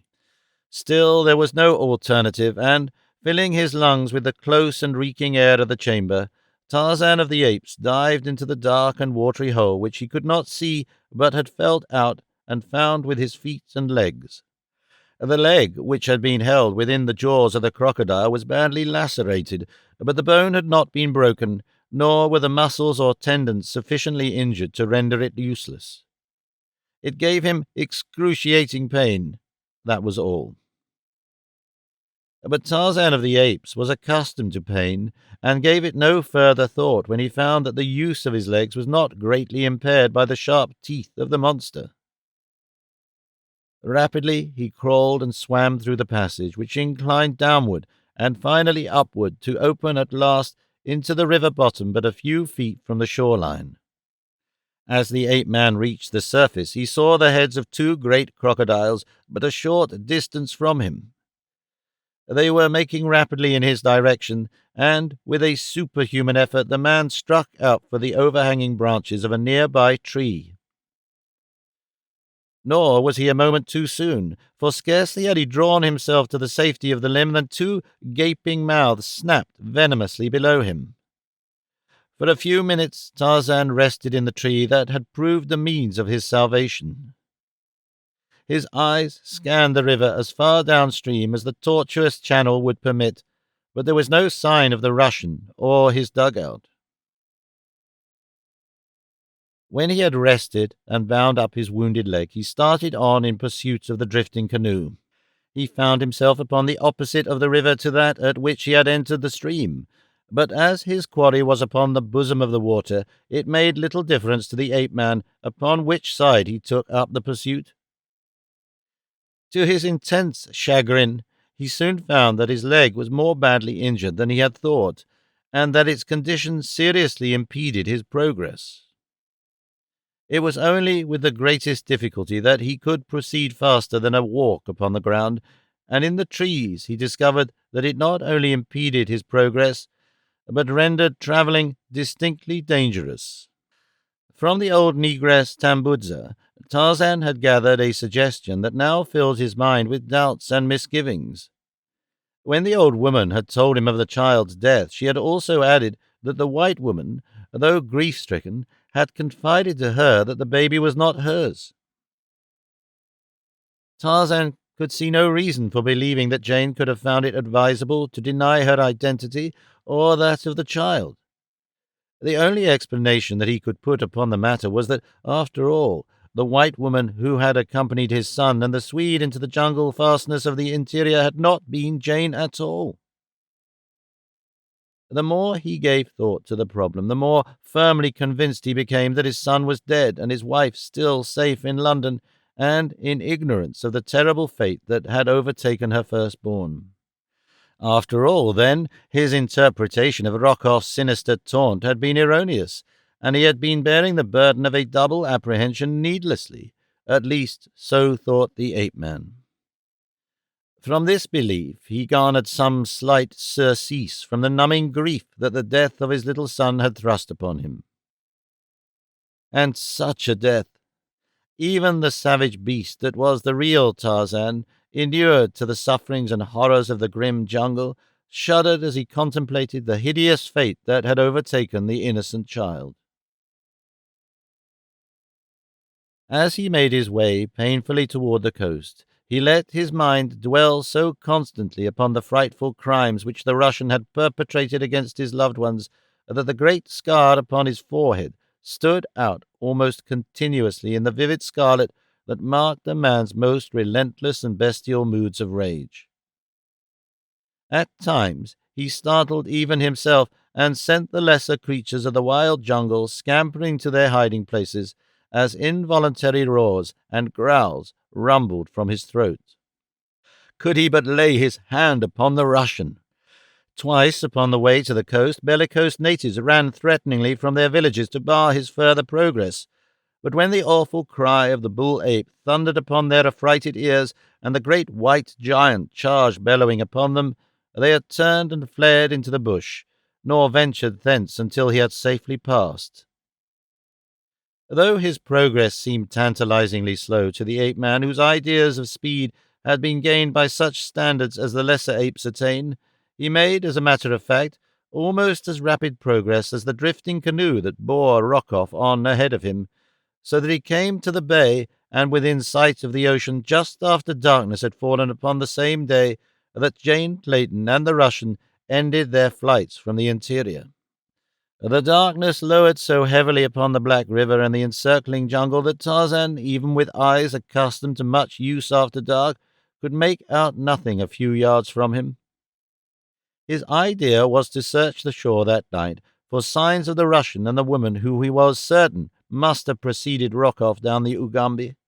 That the Kincaid or other ship lay at anchor but 100 yards from him he did not dream, for no light showed on board the steamer.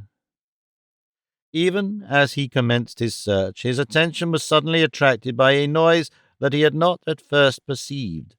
The stealthy dip of paddles in the water some distance from the shore, and about opposite the point at which he stood. Motionless as a statue, he stood, listening to the faint sound. Presently it ceased, to be followed by a shuffling noise that the ape-man's trained ears could interpret as resulting from but a single cause: the scraping of leather-shod feet upon the rounds of a ship's monkey ladder. And yet, as far as he could see, there was no ship there, nor might there be one within 1,000 miles. As he stood thus, peering out into the darkness of the cloud-enshrouded night, there came to him from across the water, like a slap in the face, so sudden and unexpected was it, the sharp staccato of an exchange of shots, and then the scream of a woman. Wounded though he was, and with the memory of his recent horrible experience still strong upon him, Tarzan of the Apes did not hesitate as the notes of that frightened cry rose shrill and piercing upon the still night air. With a bound he cleared the intervening bush. There was a splash as the water closed about him, and then, with powerful strokes, he swam out into the impenetrable night with no guide save the memory of an elusive cry, and for company the hideous denizens of an equatorial river. The boat that had attracted Jane's attention as she stood guard upon the deck of the Kincaid had been perceived by Rokoff upon one bank and Mugambi and the horde upon the other. The cries of the Russian had brought the dugout first to him, and then, after a conference, it had been turned toward the Kincaid. But before ever it covered half the distance between the shore and the steamer, a rifle had spoken from the latter's deck, and one of the sailors in the bow of the canoe had crumpled and fallen into the water. After that they went more slowly, and presently, when Jane's rifle had found another member of the party, the canoe withdrew to the shore, where it lay as long as daylight lasted. The savage snarling pack upon the opposite shore had been directed in their pursuit by the black warrior Mugambi, chief of the Wagambi. Only he knew which might be foe and which friend of their lost master. Could they have reached either the canoe or the Kincaid, they would have made short work of any whom they found there, but the gulf of black water intervening shut them off from further advance as effectually as though it had been the broad ocean that separated them from their prey. Mugambi knew something of the occurrences which had led up to the landing of Tarzan upon Jungle Island and the pursuit of the whites up the Ugambi. He knew that his savage master sought his wife and child, who had been stolen by the wicked white man, whom they had followed far into the interior, and now back to the sea. He believed also that this same man had killed the great white giant, whom he had come to respect and love as he had never loved the greatest of chiefs of his own people. And so in the wild breast of Mugambi burned an iron resolve to win to the side of the wicked one and wreak vengeance upon him for the murder of the ape-man. But when he saw the canoe come down the river and take in Rokoff, when he saw it make for the Kincaid, he realized that only by possessing himself of a canoe could he hope to transport the beasts of the pack within striking distance of the enemy. So it happened that even before Jane Clayton fired the first shot into Rokoff's canoe, the beasts of Tarzan had disappeared into the jungle. After the Russian and his party, which consisted of Povitch and the several men he had left upon the Kincaid to attend to the matter of coaling, had retreated before her fire, Jane realized that it would be but a temporary respite from their attentions which she had gained, and with the conviction came a determination to make a bold and final stroke for freedom from the menacing threat of Rokoff's evil purpose. With this idea in view, she opened negotiations with the two sailors she had imprisoned in the forecastle, and having forced their consent to her plans upon pain of death should they attempt disloyalty, she released them just as darkness closed about the ship. With ready revolver to compel obedience, she let them up one by one, searching them carefully for concealed weapons as they stood with hands elevated above their heads. Once satisfied that they were unarmed, she set them to work cutting the cable which held the Kincaid to her anchorage, for her bold plan was nothing less than to set the steamer adrift and float with her out into the open sea, there to trust to the mercy of the elements, which she was confident would be no more merciless than Nicholas Rokoff should he again capture her. There was, too, the chance that the Kincaid might be sighted by some passing ship, and as she was well stocked with provisions and water, the men had assured her of this fact, and as the season of storm was well over, she had every reason to hope for the eventual success of her plan. The night was deeply overcast, heavy clouds riding low above the jungle and the water. Only to the west, where the broad ocean spread beyond the river's mouth, was there a suggestion of lessening gloom. It was a perfect night for the purposes of the work in hand. Her enemies could not see the activity aboard the ship nor mark her course as the swift current bore her outward into the ocean. Before daylight broke, the ebb tide would have carried the Kincaid well into the Benguela current, which flows northward along the coast of Africa, and, as a south wind was prevailing, Jane hoped to be out of sight of the mouth of the Ugambi before Rokoff could become aware of the departure of the steamer. Standing over the laboring seamen, the young woman breathed a sigh of relief as the last strand of the cable parted, and she knew that the vessel was on its way out of the maw of the savage Ugambi. With her two prisoners still beneath the coercing influence of her rifle, she ordered them upon deck with the intention of again imprisoning them in the forecastle, but at length she permitted herself to be influenced by their promises of loyalty and the arguments which they put forth that they could be of service to her, and permitted them to remain above. For a few minutes the Kincaid drifted rapidly with the current, and then with a grinding jar she stopped in midstream.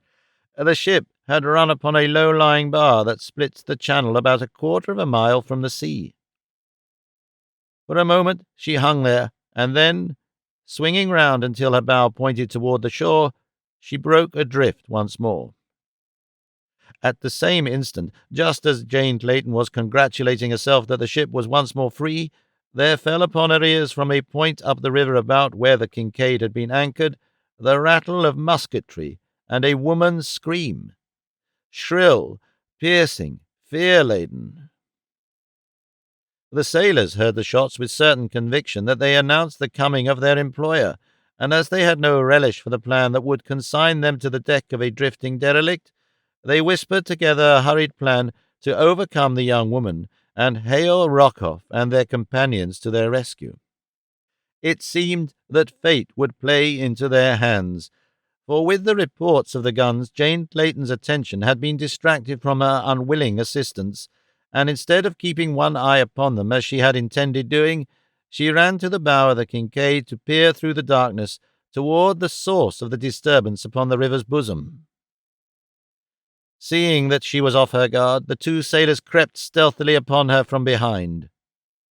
The scraping upon the deck of the shoes of one of them startled the girl to a sudden appreciation of her danger, but the warning had come too late. As she turned, both men leapt upon her and bore her to the deck, and as she went down beneath them she saw, outlined against the lesser gloom of the ocean, the figure of another man clamber over the side of the Kincaid. After all her pains, her heroic struggle for freedom had failed. With a stifled sob, she gave up the unequal battle.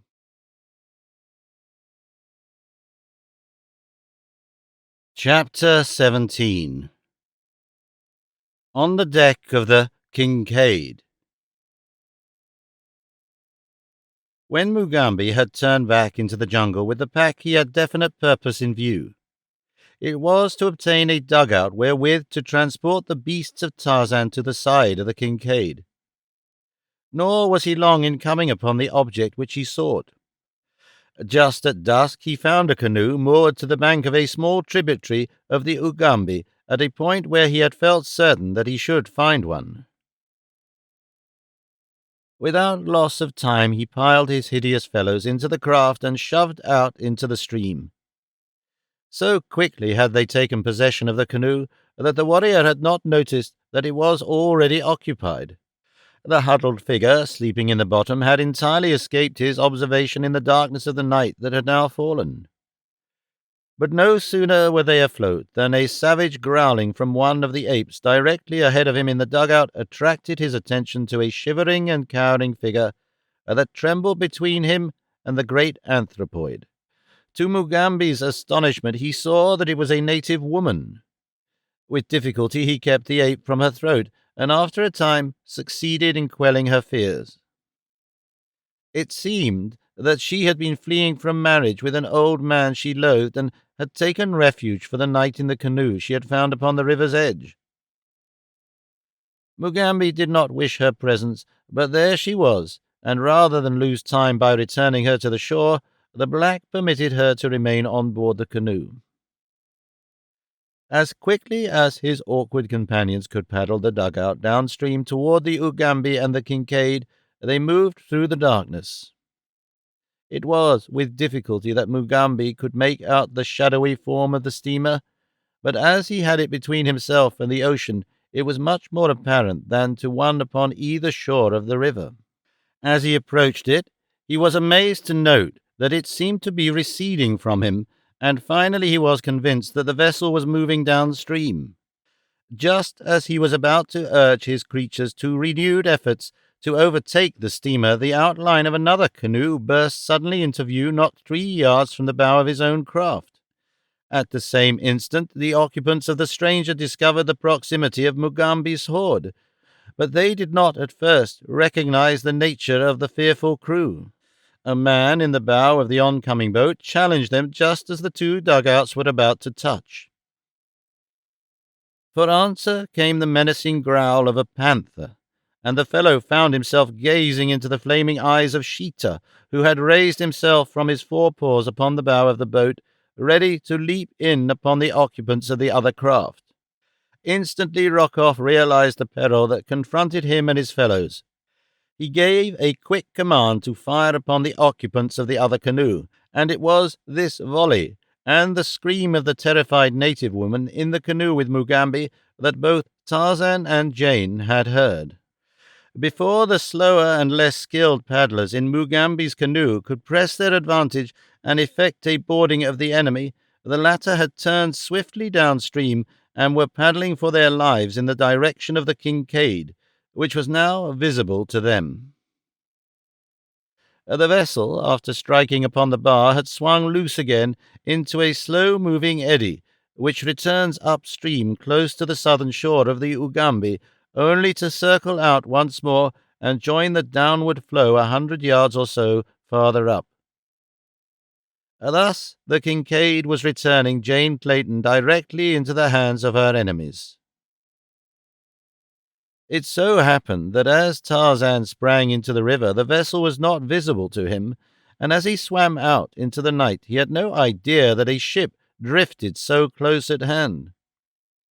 He was guided by the sounds which he could hear coming from the two canoes. As he swam, he had vivid recollections of the last occasion upon which he had swum in the waters of the Ugambi, and with them a sudden shudder shook the frame of the giant. But though he twice felt something brush his leg from the slimy depths below him, nothing seized him, and of a sudden he quite forgot about crocodiles in the astonishment of seeing a dark mass loom suddenly before him where he had still expected to find the open river. So close was it that a few strokes brought him up to the thing, when to his amazement his outstretched hand came in contact with a ship's side. As the agile ape-man clambered over the vessel's rail, there came to his sensitive ears the sound of a struggle at the opposite side of the deck. Noiselessly he sped across the intervening space. The moon had risen now, and though the sky was still banked with clouds, a lesser darkness enveloped the scene than that which had blotted out all sight earlier in the night. His keen eyes, therefore, saw the figures of two men grappling with a woman.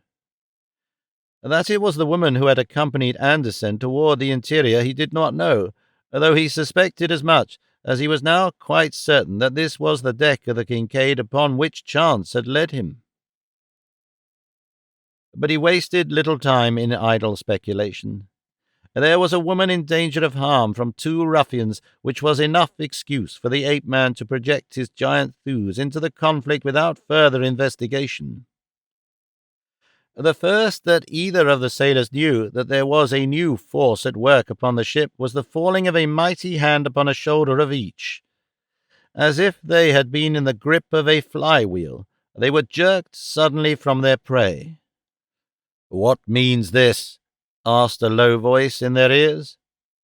They were given no time to reply, however, for at the sound of that voice the young woman had sprung to her feet and with a little cry of joy leapt toward their assailant. "Tarzan!" she cried. The ape-man hurled the two sailors across the deck, where they rolled, stunned and terrified, into the scuppers upon the opposite side, and with an exclamation of incredulity gathered the girl into his arms. Brief, however, were the moments for their greeting. Scarcely had they recognized one another than the clouds above them parted to show the figures of a half-dozen men clambering over the side of the Kincaid to the steamer's deck. Foremost among them was the Russian. As the brilliant rays of the equatorial moon lighted the deck, and he realized that the man before him was Lord Greystoke, he screamed hysterical commands to his followers to fire upon the two. Tarzan pushed Jane behind the cabin near which they had been standing, and with a quick bound started for Rokoff.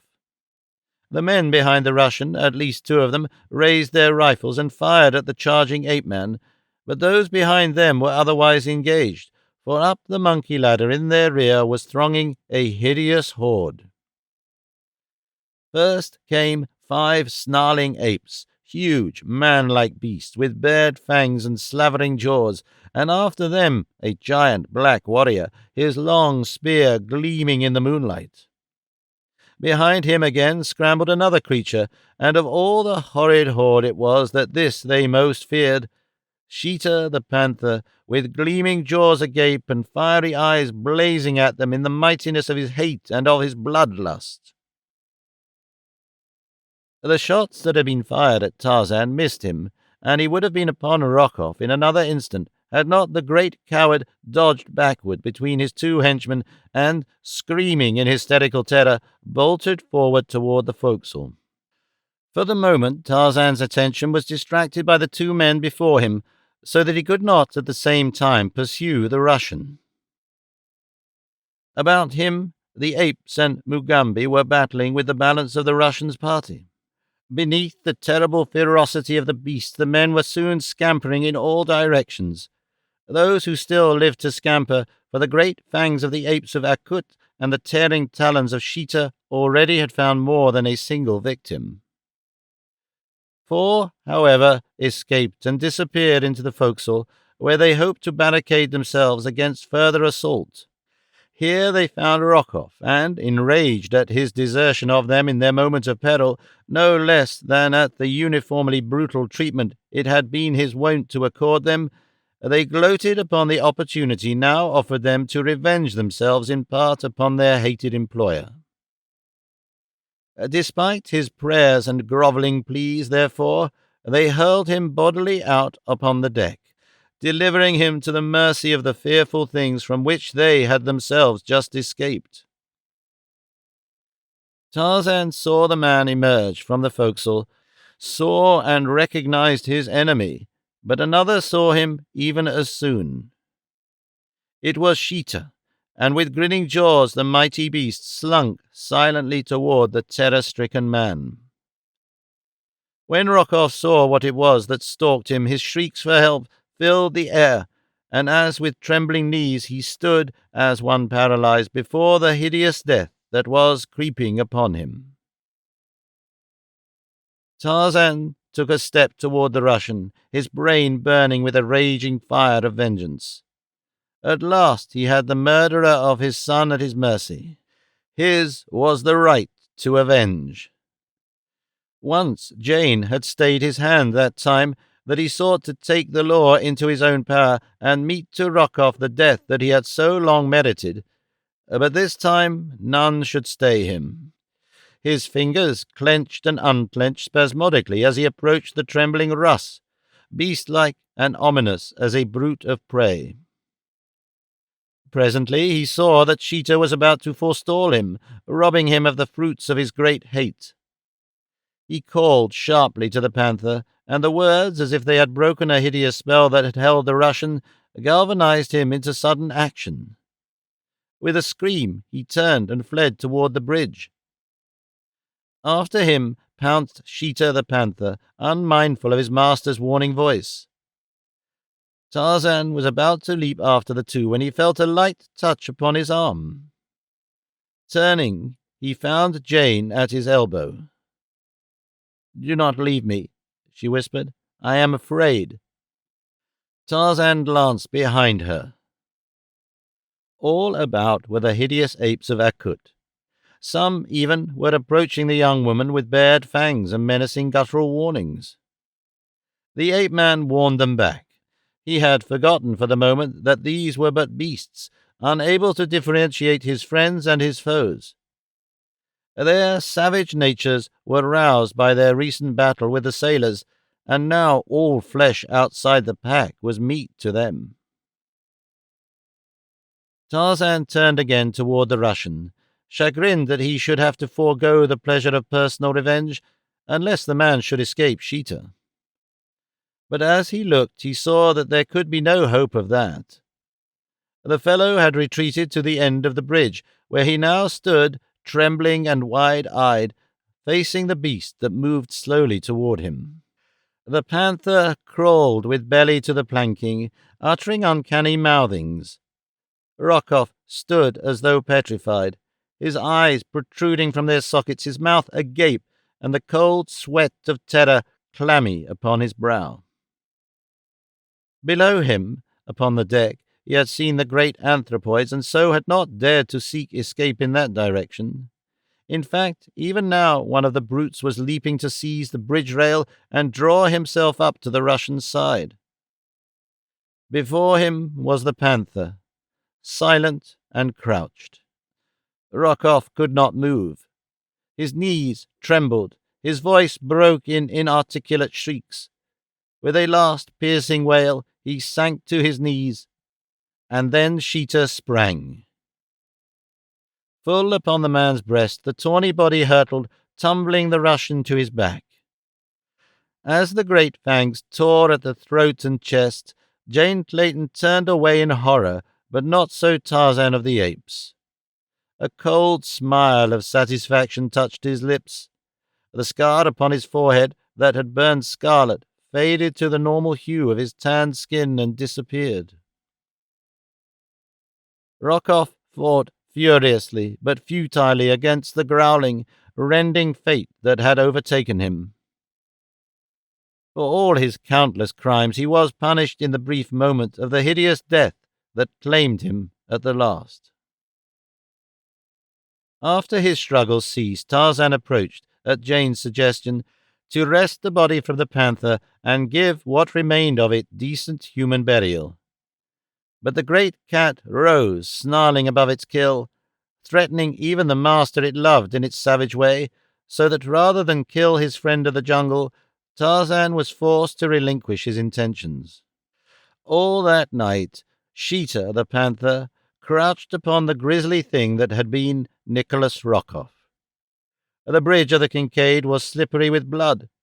Beneath the brilliant tropic moon the great beast feasted until, when the sun rose the following morning, there remained of Tarzan's great enemy only gnawed and broken bones.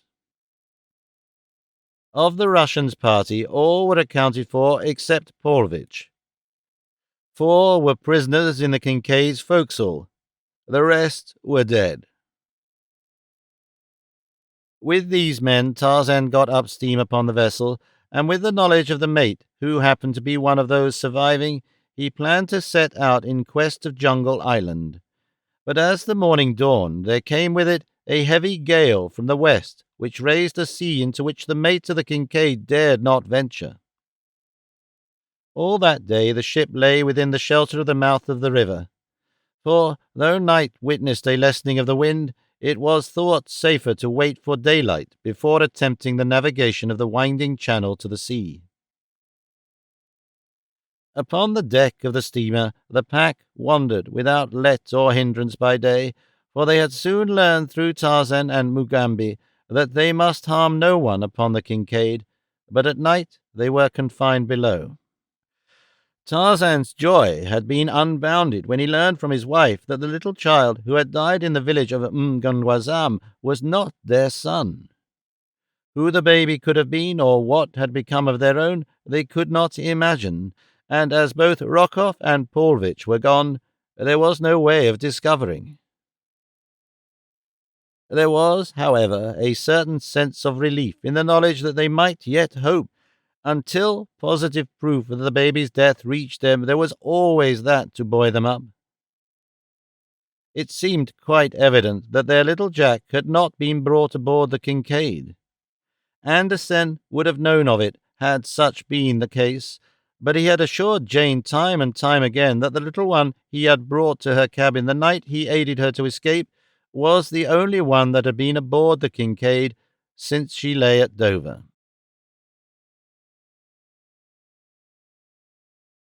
Chapter 18. Povitch Plots Revenge. As Jane and Tarzan stood upon the vessel's deck, recounting to one another the details of the various adventures through which each had passed since they had parted in their London home, there glared at them from beneath scowling brows a hidden watcher upon the shore.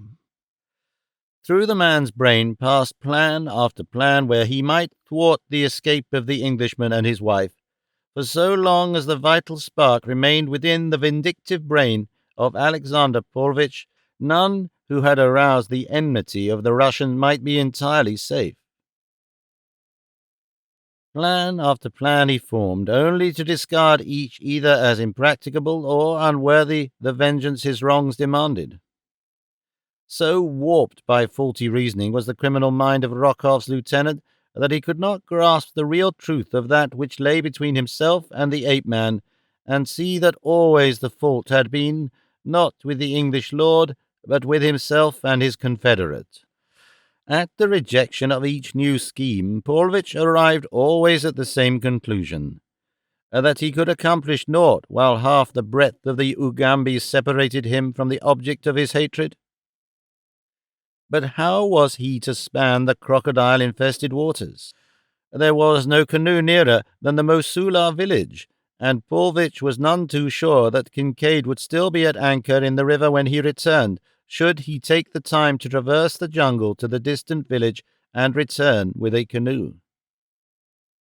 Yet there was no other way, and so, convinced that thus alone might he hope to reach his prey, Povitch, with a parting scowl at the two figures upon the Kincaid's deck, turned away from the river.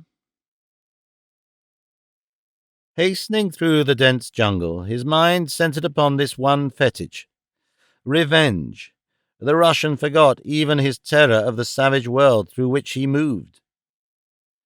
Baffled and beaten at every turn of fortune's wheel, reacted upon time after time by his own malign plotting, the principal victim of his own criminality, Povitch was yet so blind as to imagine that his greatest happiness lay in a continuation of the plottings and schemings which had ever brought him and Rokoff to disaster, and the latter finally to a hideous death.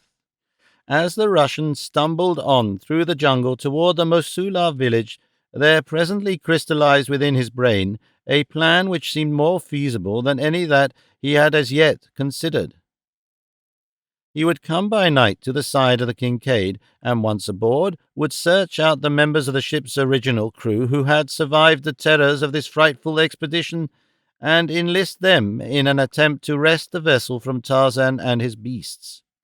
In the cabin were arms and ammunition, and hidden in a secret receptacle in the cabin table was one of those infernal machines, the construction of which had occupied much of Povitch's spare time when he had stood high in the confidence of the nihilists of his native land. That was before he had sold them out for immunity and gold to the police of Petrograd. Povitch winced as he recalled the denunciation of him that had fallen from the lips of one of his former comrades ere the poor devil expiated his political sins at the end of a hempen rope. But the infernal machine was the thing to think of now. He could do much with that if he could but get his hands upon it. Within the little hardwood case, hidden in the cabin table, rested sufficient potential destructiveness to wipe out in the fraction of a second every enemy aboard the Kincaid. Povitch licked his lips in anticipatory joy and urged his tired legs to greater speed that he might not be too late to the ship's anchorage to carry out his designs. All depended, of course, upon when the Kincaid departed.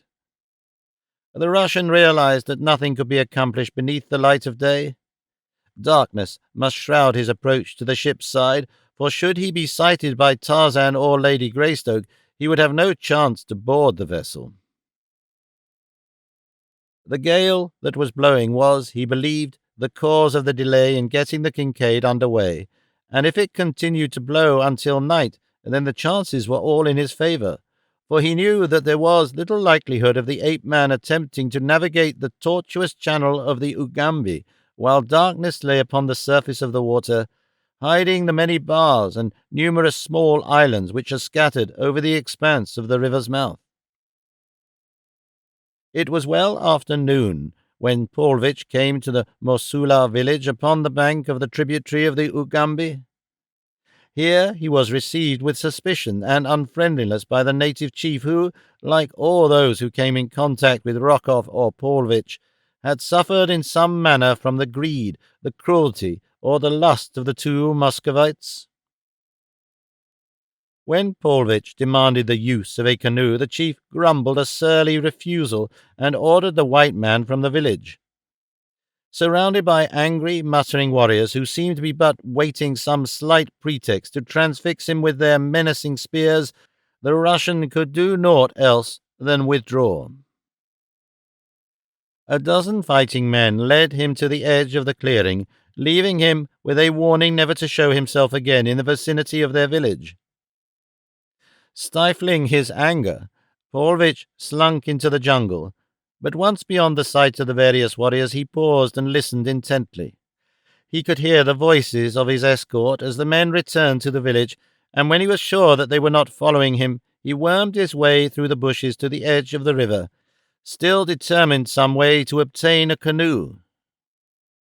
Life itself depended upon his reaching the Kincaid and enlisting the survivors of the ship's crew in his services, for to be abandoned here, amidst the dangers of the African jungle, where he had won the enmity of the natives, was, he well knew, practically equivalent to a sentence of death.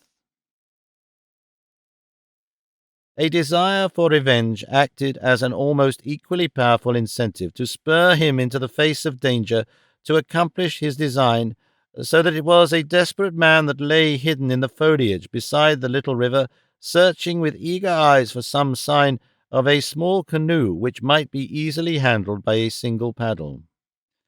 Nor had the Russian long to wait before one of the awkward little skiffs which the Mosula fashion came in sight upon the bosom of the river.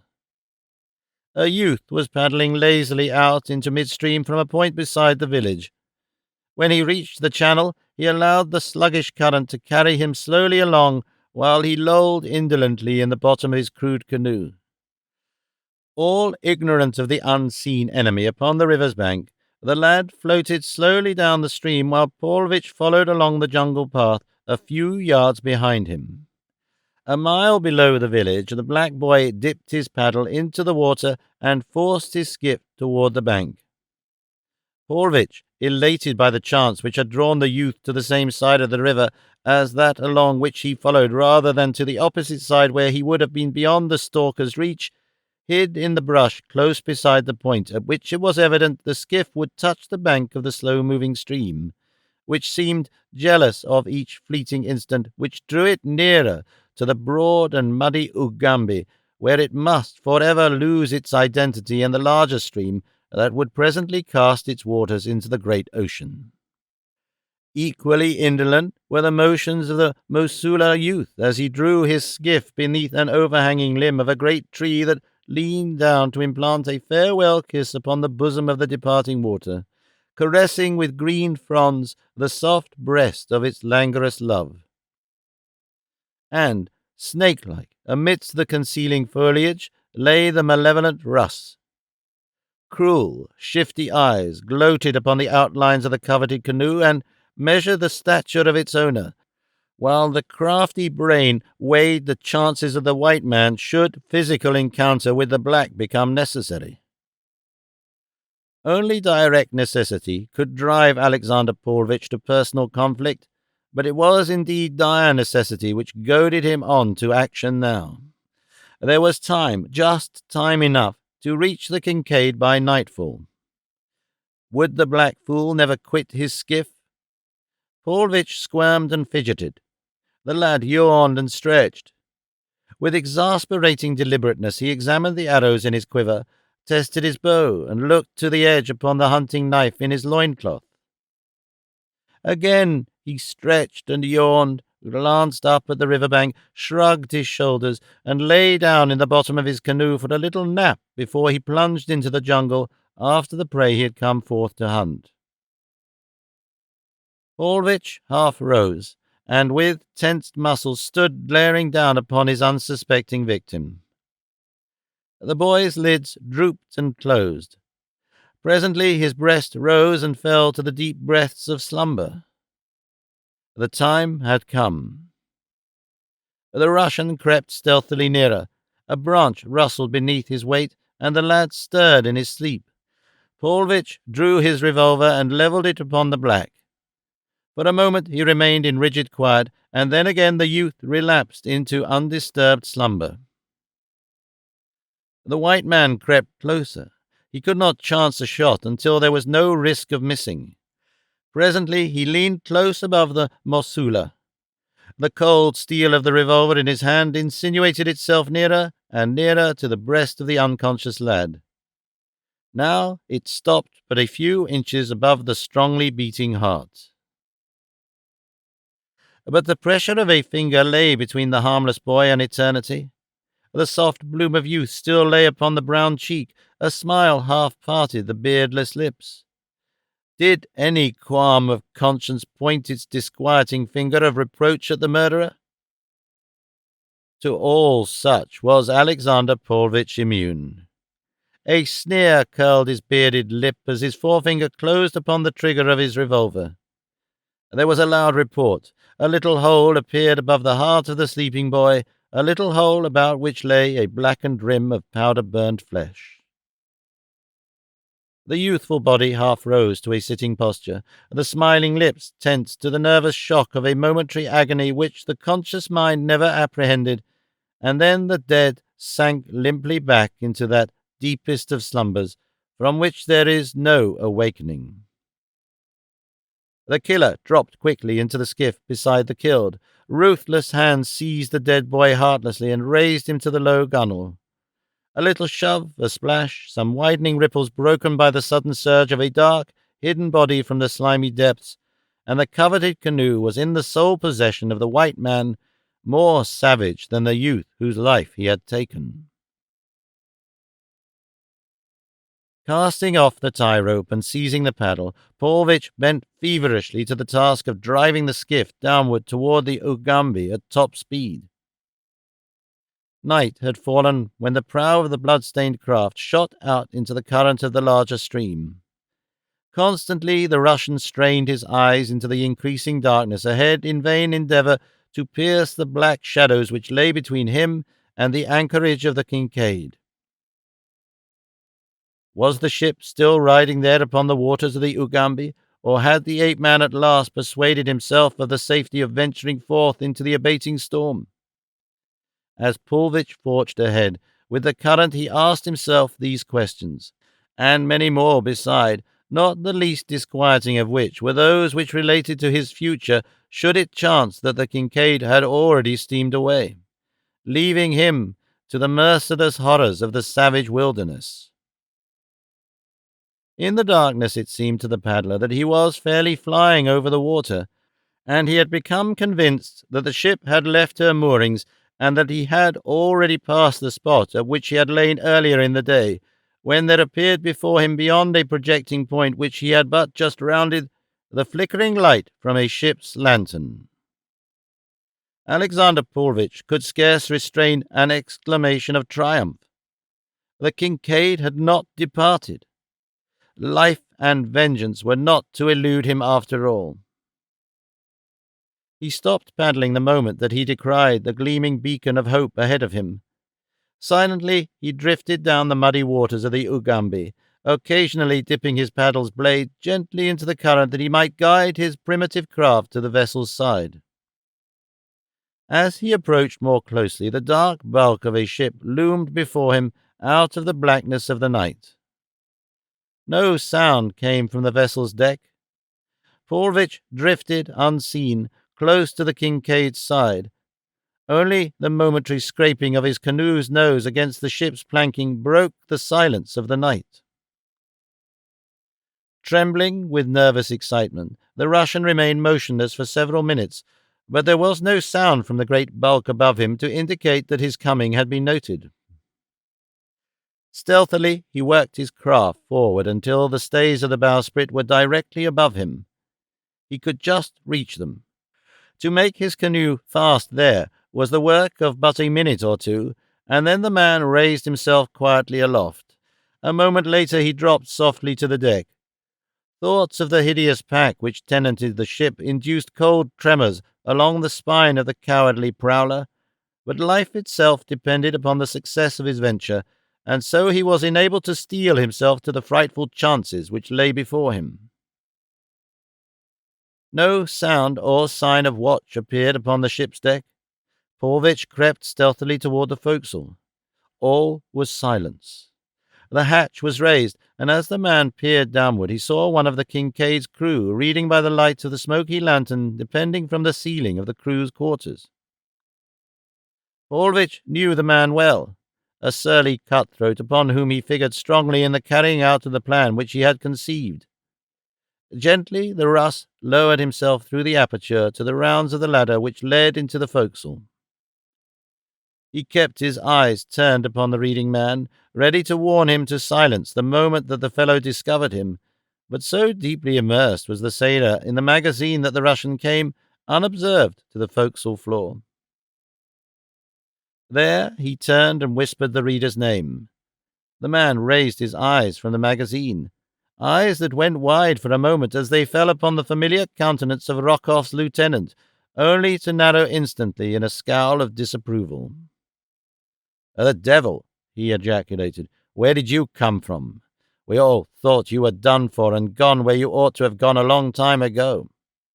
His lordship will be mighty pleased to see you." Povitch crossed to the sailor's side. A friendly smile lay on the Russian's lips, and his right hand was extended in greeting, as though the other might have been a dear and long-lost friend. The sailor ignored the proffered hand, nor did he return the other's smile. "I've come to help you," explained Povitch. "I'm going to help you get rid of the Englishman and his beasts. Then there will be no danger from the law when we get back to civilization. We can sneak in on them while they sleep. That is Greystoke, his wife, and that black scoundrel, Mugambi.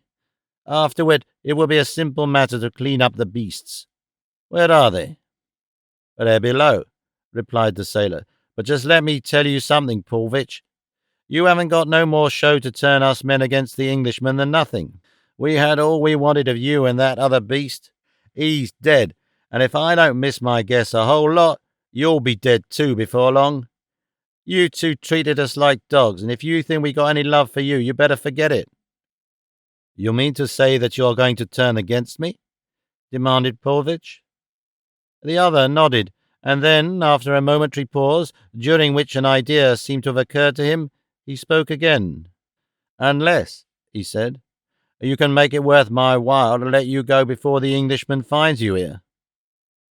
"You wouldn't turn me away in the jungle, would you?" asked Povitch. "Why, I'd die there in a week." "You'd have a chance there," replied the sailor. "Here you wouldn't have no chance. Why, if I woke up my mates here, they'd probably cut your out of you before the Englishman got a chance at you at all. It's mighty lucky for you that I'm the one to be awake now and not none of the others." "You're crazy," cried Povitch. "Don't you know that the Englishman will have you all hanged when he gets you back where the law can get hold of you?" "No, he won't do nothing of the kind," replied the sailor. "He's told us as much, for he says there wasn't anybody to blame but you and Rokoff. The rest of us was just tools, see?" For half an hour the Russian pleaded or threatened as the mood seized him. Sometimes he was upon the verge of tears, and again he was promising his listener either fabulous rewards or condign punishment. But the other was obdurate. Condign, of equal value. He made it plain to the Russian that there were but two plans open to him. Either he must consent to being turned over immediately to Lord Greystoke, or he must pay to the sailor, as a price for permission to quit the Kincaid unmolested, every cent of money and article of value upon his person and in his cabin. "And you'll have to make up your mind mighty quick," growled the man, "for I want to turn in. Come now, choose. His lordship or the jungle?" "You'll be sorry for this," grumbled the Russian. "Shut up," admonished the sailor. "If you get funny, I may change my mind and keep you here after all." Now Povitch had no intention of permitting himself to fall into the hands of Tartan of the Apes, if he could possibly avoid it, and while the terrors of the jungle appalled him, they were, to his mind, infinitely preferable to the certain death which he knew he merited and for which he might look at the hands of the ape-man. "Is anyone sleeping in my cabin?" he asked. The sailor shook his head. "No," he said. "Lord and Lady Greystoke have the captain's cabin. The mate is in his own, and there ain't no one in yours." "I'll go and get my valuables for you," said Povitch. "I'll go with you to see that you don't try any funny business," said the sailor, and he followed the Russian up the ladder to the deck. At the cabin entrance the sailor halted to watch, permitting Povitch to go alone to his cabin. Here he gathered together his few belongings that were to buy him the uncertain safety of escape, and as he stood for a moment beside the little table on which he had piled them, he searched his brain for some feasible plan either to ensure his safety or to bring revenge upon his enemies. And presently, as he thought, there recurred to his memory The little black box which lay hidden in a secret receptacle beneath a false top upon the table where his hand rested. The Russian's face lighted to a sinister gleam of malevolent satisfaction as he stooped and felt beneath the table top. A moment later, he withdrew from its hiding place the thing he sought. He had lighted the lantern swinging from the beams overhead that he might see to collect his belongings, and now he held the black box well in the rays of the lamplight, while he fingered at the clasp that fastened its lid. The lifted cover revealed two compartments within the box. In one was a mechanism which resembled the works of a small clock. There was also a little battery of 2 dry cells. A wire ran from the clockwork to one of the poles of the battery, and from the other pole through the partition into the other compartment, a second wire returning directly to the clockwork. Whatever lay within the second compartment was not visible, for a cover lay over it and appeared to be sealed in place by asphaltum. In the bottom of the box, beside the clockwork, lay a key, and this Povitch now withdrew and fitted to the winding stem. Gently he turned the key, muffling the noise of the winding operation by throwing a couple of articles of clothing over the box. All the time he listened intently for any sound which might indicate that the sailor or another were approaching his cabin, but none came to interrupt his work. When the winding was completed, the Russian set a pointer upon a small dial at the side of the clockwork. Then he replaced the cover upon the black box and returned the entire machine to its hiding place in the table. A sinister smile curled the man's bearded lips as he gathered up his valuables, blew out the lamp, and stepped from his cabin to the side of the waiting sailor. "Here are my things," said the Russian. "Now let me go." "I'll first take a look in your pockets," replied the sailor. "You might have overlooked some trifling thing that won't be of no use to you in the jungle, but that'll come in mighty handy to a poor sailorman in London." "Ah, just as I feared," he ejaculated an instant later as he withdrew a roll of banknotes from Povitch's inside coat pocket. The Russian scowled, muttering an imprecation, but nothing could be gained by argument, and so he did his best to reconcile himself to his loss in the knowledge that the sailor would never reach London to enjoy the fruits of his thievery.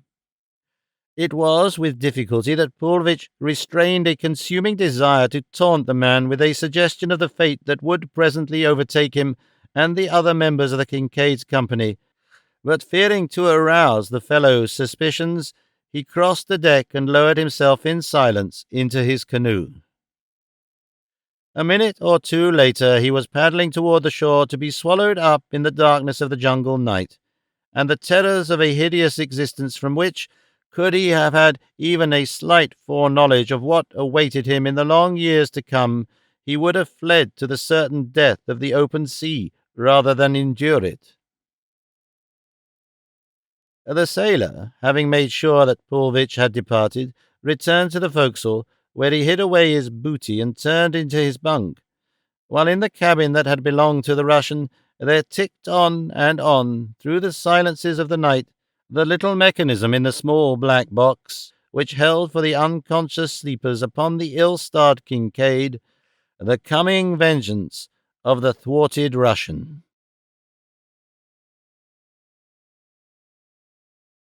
Chapter 19. The Last of the Kincaid. Shortly after the break of day, Tarzan was on deck, noting the condition of the weather. The wind had abated. The sky was cloudless. Every condition seemed ideal for the commencement of the return voyage to Jungle Island, where the beasts were to be left. And then, home. The ape-man aroused the mate and gave instructions that the Kincaid sail at the earliest possible moment.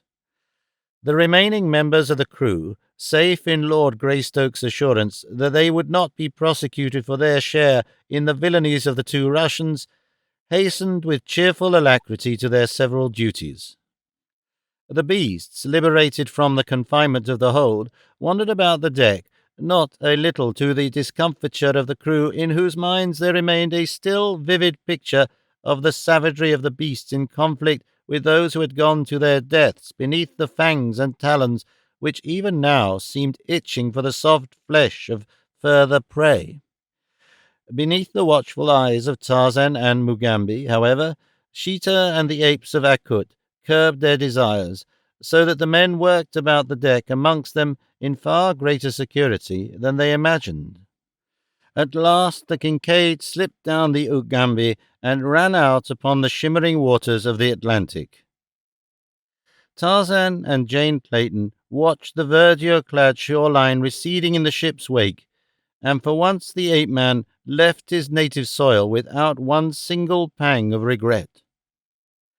No ship that sailed the seven seas could have borne him away from Africa to resume his search for his lost boy with half the speed that the Englishman would have desired, and the slow-moving Kincaid seemed scarce to move at all to the impatient mind of the bereaved father. Yet the vessel made progress even when she seemed to be standing still, and presently the low hills of Jungle Island became distinctly visible upon the western horizon ahead.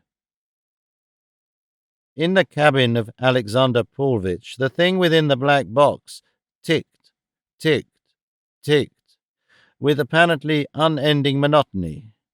But yet, second by second, a little arm which protruded from the periphery of one of its wheels came nearer and nearer to another little arm, which projected from the hand which Povitch had set at a certain point upon the dial beside the clockwork. When these two arms touched one another, the ticking of the mechanism would cease. Forever. Jane and Tarzan stood upon the bridge, looking out toward Jungle Island. The men were forward, also watching the land grow upward out of the ocean. The beasts had sought the shade of the galley, where they were curled up in sleep. All was quiet and peace upon the ship and upon the waters. Suddenly, without warning, the cabin roof shot up into the air. A cloud of dense smoke puffed far above the Kincaid. There was a terrific explosion which shook the vessel from stem to stern. Instantly, pandemonium broke loose upon the deck. The apes of Akut, terrified by the sound, ran hither and thither, snarling and growling. Sheeta leapt here and there, screaming out his startled terror in hideous cries that sent the ice of fear straight to the hearts of the Kincaid's crew. Mugambi, too, was trembling. Only Tarzan of the Apes and his wife retained their composure. Scarce had the debris settled than the ape-man was among the beasts, quieting their fears, talking to them in low, pacific tones, stroking their shaggy bodies, and assuring them, as only he could, that the immediate danger was over. An examination of the wreckage showed that their greatest danger now lay in fire, for the flames were licking hungrily at the splintered wood of the wrecked cabin, and had already found a foothold upon the lower deck through a great jagged hole which the explosion had opened. By a miracle, no member of the ship's company had been injured by the blast, the origin of which remained forever a total mystery to all but one, the sailor who knew that Povitch had been aboard the Kincaid and in his cabin the previous night. He guessed the truth, but discretion sealed his lips. It would, doubtless, fare none too well for the man who had permitted the arch-enemy of them all aboard the ship in the watches of the night, where later he might set an infernal machine to blow them all to kingdom come. No, the man decided that he would keep this knowledge to himself. As the flames gained headway, it became apparent to Tarzan that whatever had caused the explosion had scattered some highly inflammable substance upon the surrounding woodwork, for the water which they poured in from the pump seemed rather to spread than to extinguish the blaze. 15 minutes after the explosion, black clouds of smoke were rising from the hold of the doomed vessel. The flames had reached the engine room, and the ship no longer moved toward the shore. Her fate was as certain as though the waters had already closed above her charred and smoking remains. "It is useless to remain aboard her longer," remarked the ape-man to the mate. "There is no telling but there may be other explosions, and as we cannot hope to save her, the safest thing which we can do is to take the boats without further loss of time and make land." Nor was there other alternative. Only the sailors could bring away any belongings, for the fire, which had not yet reached the forecastle, had consumed all in the vicinity of the cabin which the explosion had not destroyed. The boats were lowered, and as there was no sea, the landing was made with infinite ease. Eager and anxious, the beasts of Tarzan sniffed the familiar air of their native island as the small boats drew in toward the beach, and scarce had their keels grated upon the sand than Sheeta and the apes of Akut were over the bows and racing swiftly toward the jungle. A half-sad smile curved the lips of the ape-man as he watched them go. "Goodbye, my friends," he murmured. "You have been good and faithful allies, and I shall miss you." "They will return, will they not, dear?" asked Jane Clayton at his side. "They may and they may not," replied the ape-man. "They have been ill at ease since they were forced to accept so many human beings into their confidence. Mugambi and I alone affected them less, for he and I are, at best, but half human. You, however, and the members of the crew are far too civilized for my beasts. It is you whom they are fleeing. Doubtless they feel that they cannot trust themselves in the close vicinity of so much perfectly good food without the danger that they may help themselves to a mouthful some time by mistake." Jane laughed. "I think they are just trying to escape you," she retorted. "You are always making them stop something which they see no reason why they should not do. Like little children, they are doubtless delighted at this opportunity to flee from the zone of parental discipline. If they come back, though, I hope they won't come by night." "Or come hungry, eh?" laughed Tarzan. For 2 hours after landing, the little party stood watching the burning ship which they had abandoned. Then there came faintly to them from across the water the sound of a second explosion. The Kincaid settled rapidly almost immediately thereafter, and sank within a few minutes. The cause of the second explosion was less a mystery than that of the first, the mate attributing it to the bursting of the boilers when the flames had finally reached them, but what had caused the first explosion was a subject of considerable speculation among the stranded company.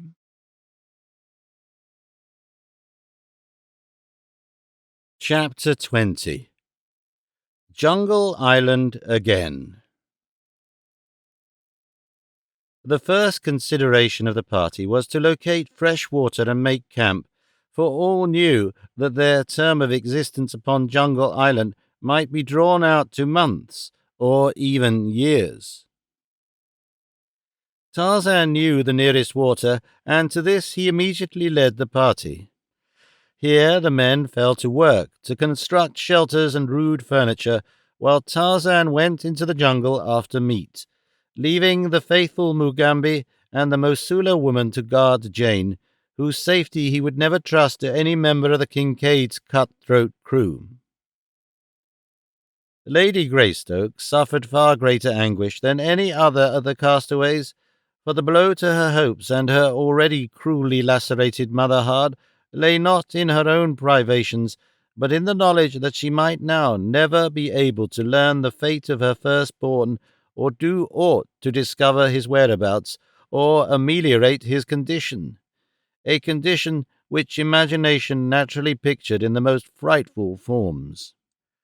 For 2 weeks the party divided the time amongst the various duties which had been allotted to each. A daylight watch was maintained from sunrise to sunset upon a bluff near the camp, a jutting shoulder of rock which overlooked the sea. Here, ready for instant lighting, was gathered a huge pile of dry branches, while from a lofty pole which they had set in the ground there floated an improvised distress signal fashioned from a red undershirt which belonged to the mate of the Kincaid.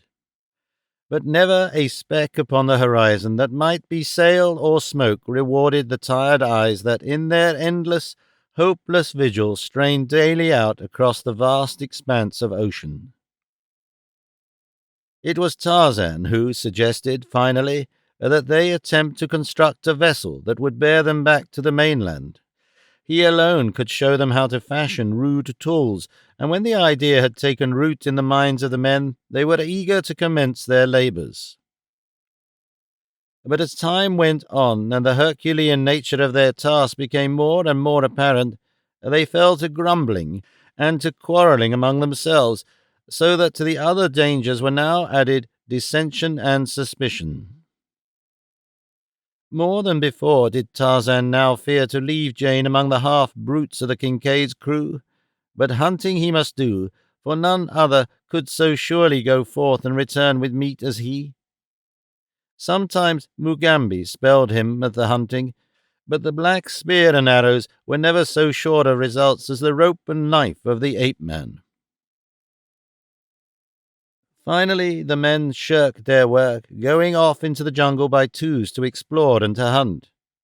All this time the camp had had no sight of Sheeta or Akut and the other great apes, although Tarzan had sometimes met them in the jungle as he hunted.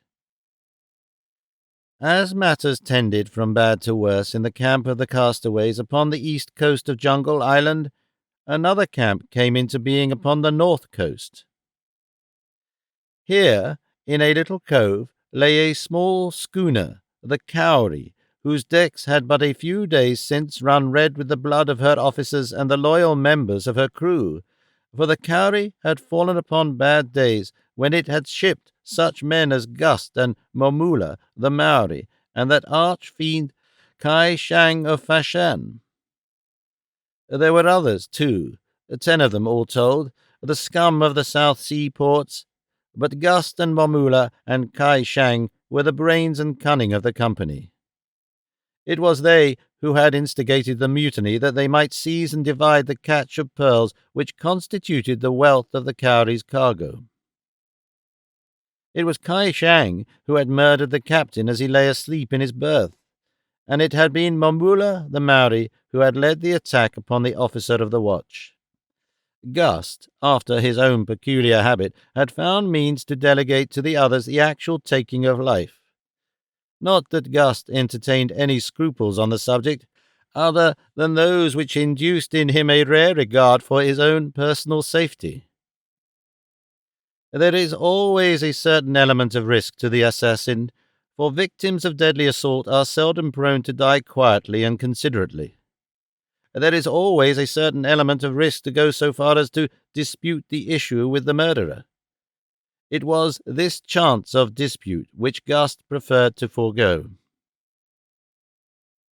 But now that the work was done, the Swede aspired to the position of highest command among the mutineers.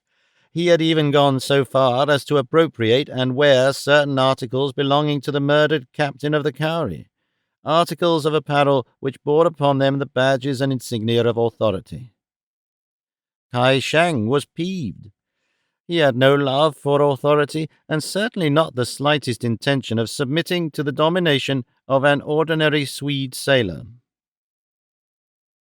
The seeds of discontent were, therefore, already planted in the camp of the mutineers of the Cowrie at the north edge of Jungle Island. But Shang realized that he must act with circumspection, for Gust alone of the motley horde possessed sufficient knowledge of navigation to get them out of the South Atlantic and around the Cape into more congenial waters where they might find a market for their ill-gotten wealth and no questions asked.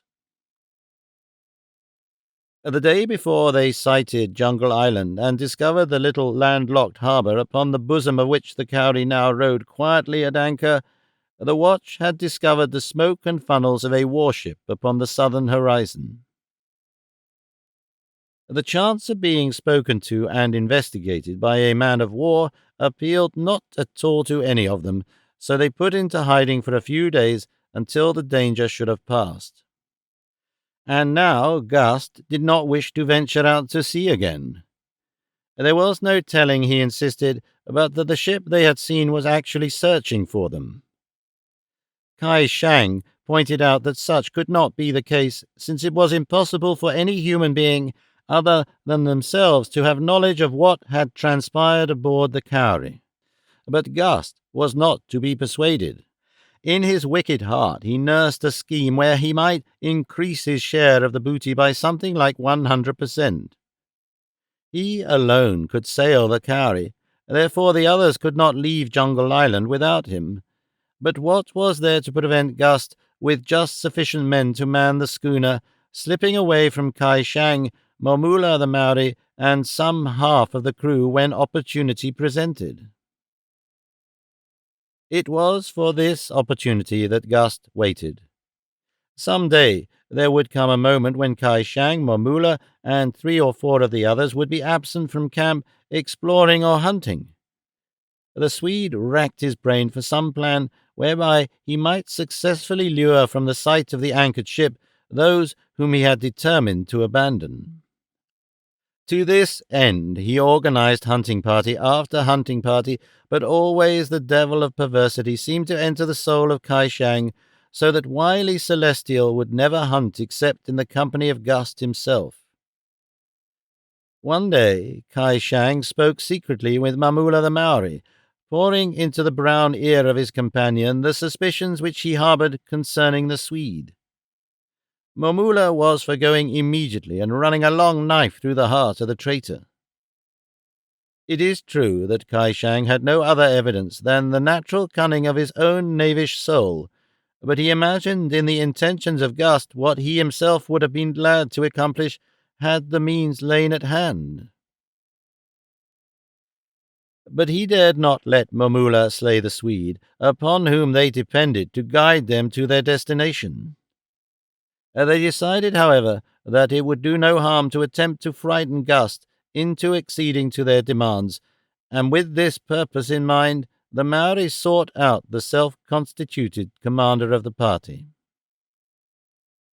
When he broached the subject of immediate departure, Gust again raised his former objection, that the warship might very probably be patrolling the sea directly in their southern path, waiting for them to make the attempt to reach other waters. Momula scoffed at the fears of his fellow, pointing out that as no one aboard any warship knew of their mutiny, there could be no reason why they should be suspected. "Ah," exclaimed Gust, "there is where you are wrong. There is where you are lucky that you have an educated man like me to tell you what to do. You are an ignorant savage, Momula, and so you know nothing of wireless." The Maori leapt to his feet and laid his hand upon the hilt of his knife. "I am no savage," he shouted. "I was only joking," the Swede hastened to explain. "We are old friends, Mamula. We cannot afford to quarrel, at least not while old Kang Shai is plotting to steal all the pearls from us. If he could find a man to navigate the Cowrie, he would leave us in a minute. All his talk about getting away from here is just because he has some scheme in his head to get rid of us." "But the wireless?" asked Momula. "What has the wireless to do with our remaining here?" "Oh, yes," replied Gust, scratching his head. He was wondering if the Maori were really so ignorant as to believe the preposterous lie he was about to unload upon him. "Oh, yes. You see, every warship is equipped with what they call a wireless apparatus. It lets them talk to other ships hundreds of miles away, and it lets them listen to all that is said on these other ships. Now, you see, when you fellows were shooting up the Cowrie, you did a whole lot of loud talking, and there isn't any doubt but that that warship was lying off south of us, listening to it all. Of course, they might not have learned the name of the ship, but they heard enough to know that the crew of some ship was mutinying and killing her officers. So you see, they'll be awaiting to search every ship they sight for a long time to come, and they may not be far away now." When he had ceased speaking, the Swede strove to assume an air of composure that his listener might not have his suspicions aroused as to the truth of the statements that had just been made. Mamula sat for some time in silence, eyeing Gust. At last he rose. "You are a great liar," he said. "If you don't get us on our way by tomorrow, you'll never have another chance to lie, for I heard two of the men saying that they'd like to run a knife into you, and that if you kept them in this hole any longer, they'd do it." "Go and ask Shang if there is not a wireless," replied Gust. "He will tell you that there is such a thing, and that vessels can talk to one another across hundreds of miles of water. And then to say to the two men who wish to kill me that if they do so, they will never live to spend their share of the swag, for only I can get you safely to any port."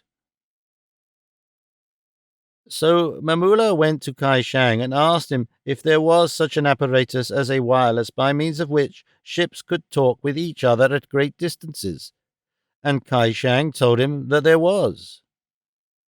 Mamula was puzzled, but still he wished to leave the island, and was willing to take his chances on the open sea rather than to remain any longer in the monotony of the camp. "If we only had someone else who could navigate a ship," wailed Chang.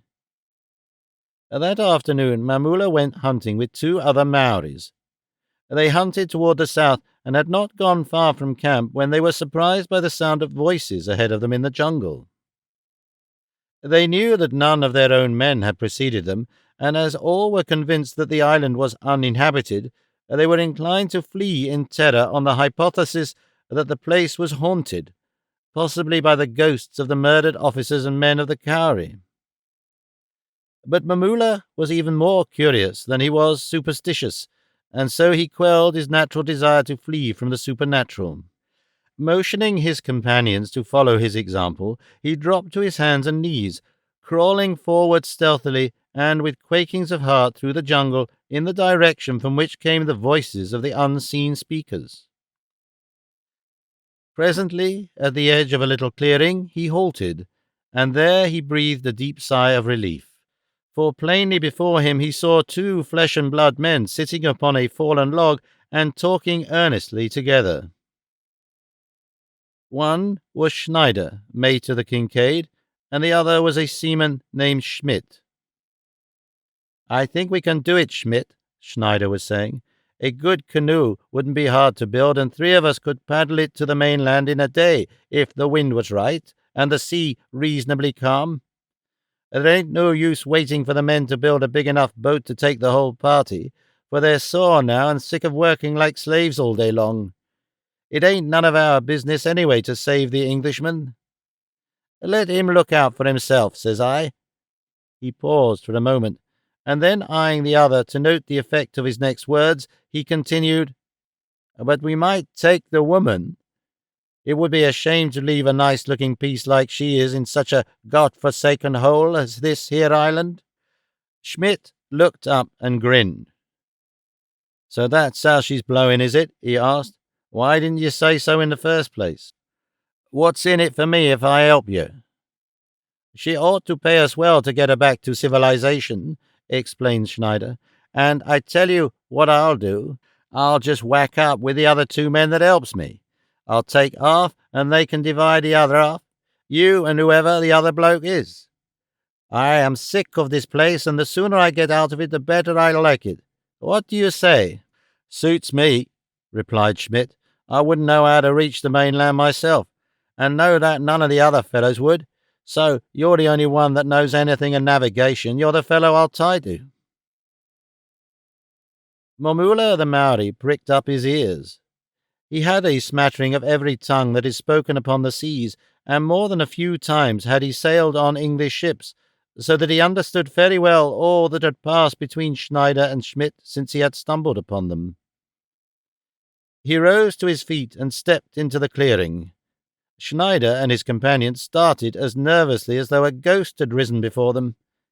Schneider reached for his revolver. Momula raised his right hand, palm forward, as a sign of his pacific intentions.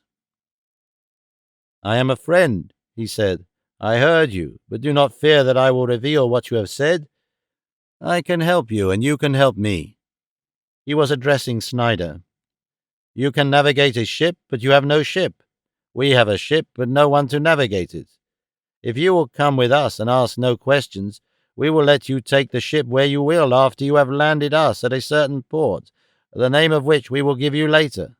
You can take the woman of whom you speak, and we will ask no questions either. Is it a bargain?" Schneider desired more information, and got as much as Mamula thought best to give him. Then the Maori suggested that they speak with Shang. The two members of the Kincaid's company followed Mamula and his fellows to a point in the jungle close by the camp of the mutineers. Here Mamula hid them while he went in search of Shang, first admonishing his Maori companions to stand guard over the two sailors, lest they change their minds and attempt to escape.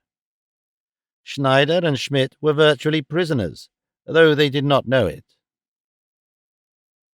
Presently Mamula returned with Shang, to whom he had briefly narrated the details of the stroke of good fortune that had come to them.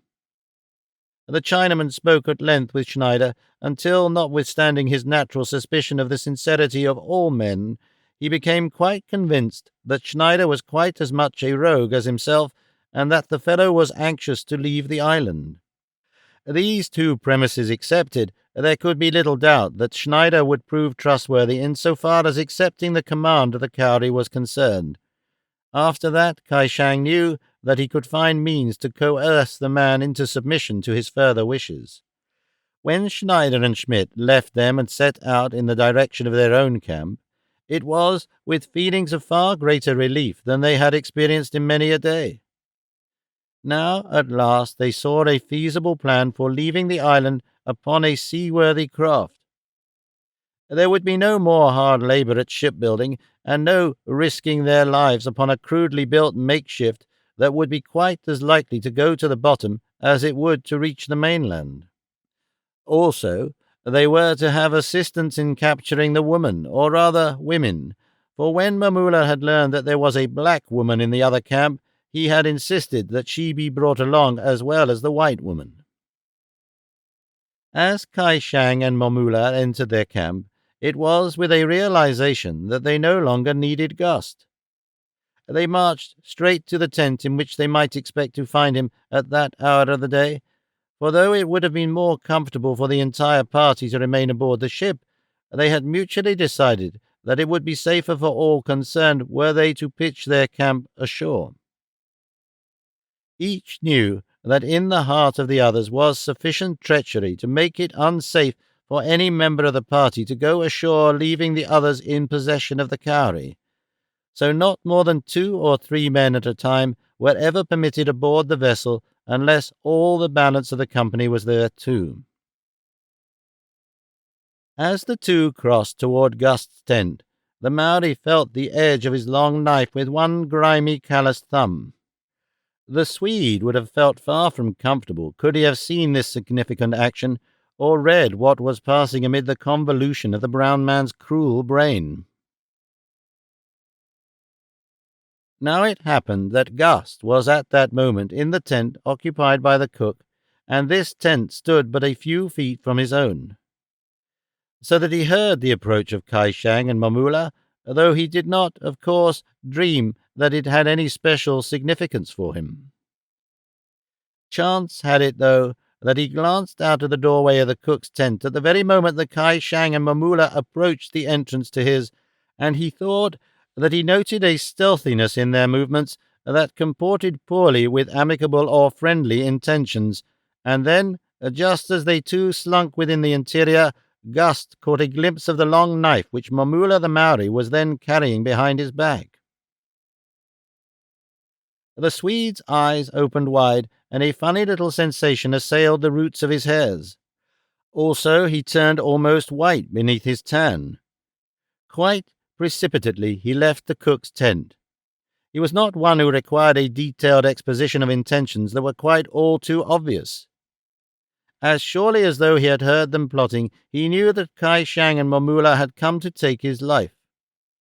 The knowledge that he alone could navigate the Cowrie had, up to now, been sufficient assurance of his safety, but quite evidently something had occurred of which he had no knowledge that would make it quite worth the while of his co-conspirators to eliminate him.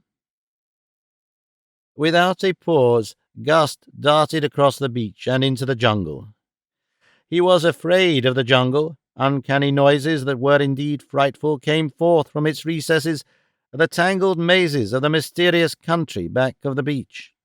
But if Gust was afraid of the jungle, he was far more afraid of Shang and Mamula.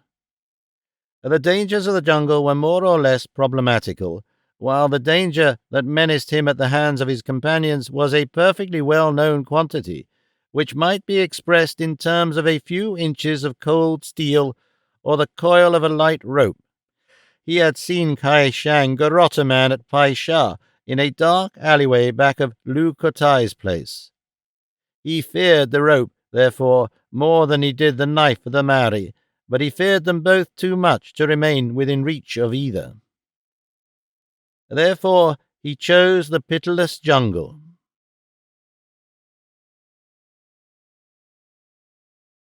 Chapter 21. The Law of the Jungle.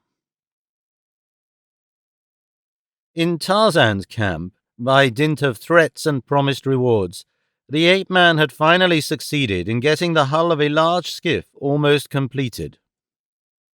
Much of the work he and Mugambi had done with their own hands, in addition to furnishing the camp with meat. Schneider, the mate, had been doing considerable grumbling and had at last openly deserted the work and gone off into the jungle with Schmidt to hunt. He said that he wanted a rest, and Tarzan, rather than add to the unpleasantness which had already made camp life almost unendurable, had permitted the two men to depart without a remonstrance. Upon the following day, however, Schneider affected a feeling of remorse for his action and set to work with a will upon the skiff.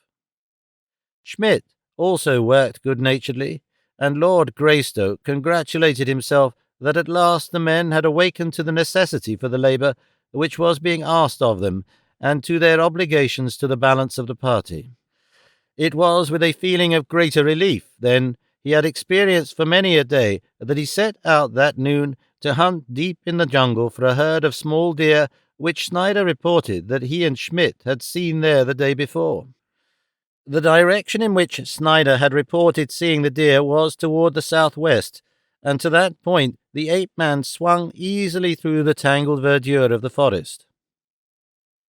As he went, there approached from the north a half-dozen ill-featured men who went stealthily through the jungle as go men bent upon the commission of a wicked act.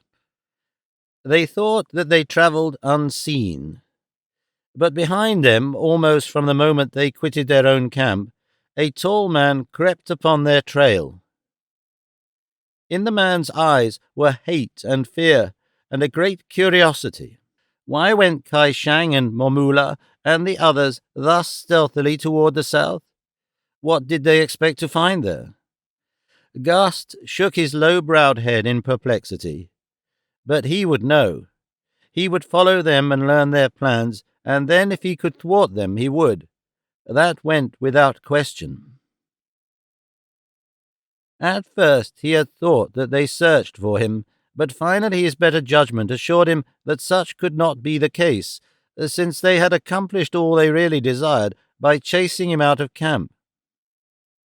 Never would Shang or Mamula go to such pains to slay him or another unless it would put money into their pockets, and as Gust had no money, it was evident that they were searching for someone else. Presently the party he trailed came to a halt.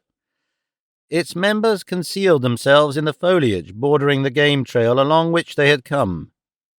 Gust, that he might the better observe, clambered into the branches of a tree to the rear of them, being careful that the leafy fronds hid him from the view of his erstwhile mates. He had not long to wait before he saw a strange white man approach carefully along the trail from the south. At sight of the newcomer, Mamula and Shang arose from their places of concealment and greeted him. Gust could not overhear what passed between them. Then the man returned in the direction from which he had come. He was Schneider. Nearing his camp, he circled to the opposite side of it and presently came running in breathlessly. Excitedly he hastened to Mugambi. "Quick!" he cried. "Those apes of yours have caught Schmidt, and will kill him if we do not hasten to his aid. You alone can call them off. Take Jones and Sullivan, you may need help, and get him as quick as you can. Follow the game trail south for about a mile. I will remain here. I am too spent with running to go back with you." And the mate of the Kincaid threw himself upon the ground, panting as though he was almost done for. Mugambi hesitated. He had been left to guard the two women. He did not know what to do, and then Jane Clayton, who had heard Schneider's story, added her pleas to those of the mate. "Do not delay," she urged. "We shall be all right here. Mr. Schneider will remain with us. Go, Mugambi. The poor fellow must be saved." Schmidt, who lay hidden in a bush at the edge of the camp, grinned. Mugambi, heeding the commands of his mistress, though still doubtful of the wisdom of his action, started off toward the south, with Jones and Sullivan at his heels. No sooner had he disappeared than Schmidt rose and darted north into the jungle, and a few minutes later the face of Shang of Fashan appeared at the edge of the clearing. Schneider saw the Chinaman and motioned to him that the coast was clear. Jane Clayton and the Mosula woman were sitting at the opening of the former's tent, their backs toward the approaching ruffians. The first intimation that either had of the presence of strangers in camp was the sudden appearance of a half-dozen ragged villains about them. "Come," said Shang, motioning that the two arise and follow him. Jane Clayton sprang to her feet and looked about for Schneider, only to see him standing behind the newcomers, a grin upon his face. At his side stood Schmidt. Instantly she saw that she had been made the victim of a plot. "What is the meaning of this?" she asked, addressing the mate. "It means that we have found a ship and that we can now escape from the jungle island," replied the man. "Why did you send Mugambi and the others into the jungle?" she inquired. "They are not coming with us. Only you and I and the Mosula woman." "Come," repeated Shang, and seized Jane Clayton's wrist. One of the Maoris grasped the black woman by the arm, and when she would have screamed, struck her across the mouth. Mugambi raced through the jungle toward the south. Jones and Sullivan trailed far behind. For a mile he continued upon his way to the relief of Schmidt, but no signs saw he of the missing man or of any of the apes of Akut. At last he halted and called aloud the summons which he and Tarzan had used to hail the great anthropoids. There was no response. Jones and Sullivan came up with the black warrior as the latter stood voicing his weird call. For another half-mile the black searched, calling occasionally. Finally the truth flashed upon him, and then, like a frightened deer, he wheeled and dashed back toward camp. Arriving there, it was but a moment before full confirmation of his fears was impressed upon him. Lady Greystoke and the Mosula woman were gone. So, likewise, was Schneider. When Jones and Sullivan joined Mugambi, he would have killed them in his anger, thinking them parties to the plot. But they finally succeeded in partially convincing him that they had known nothing of it.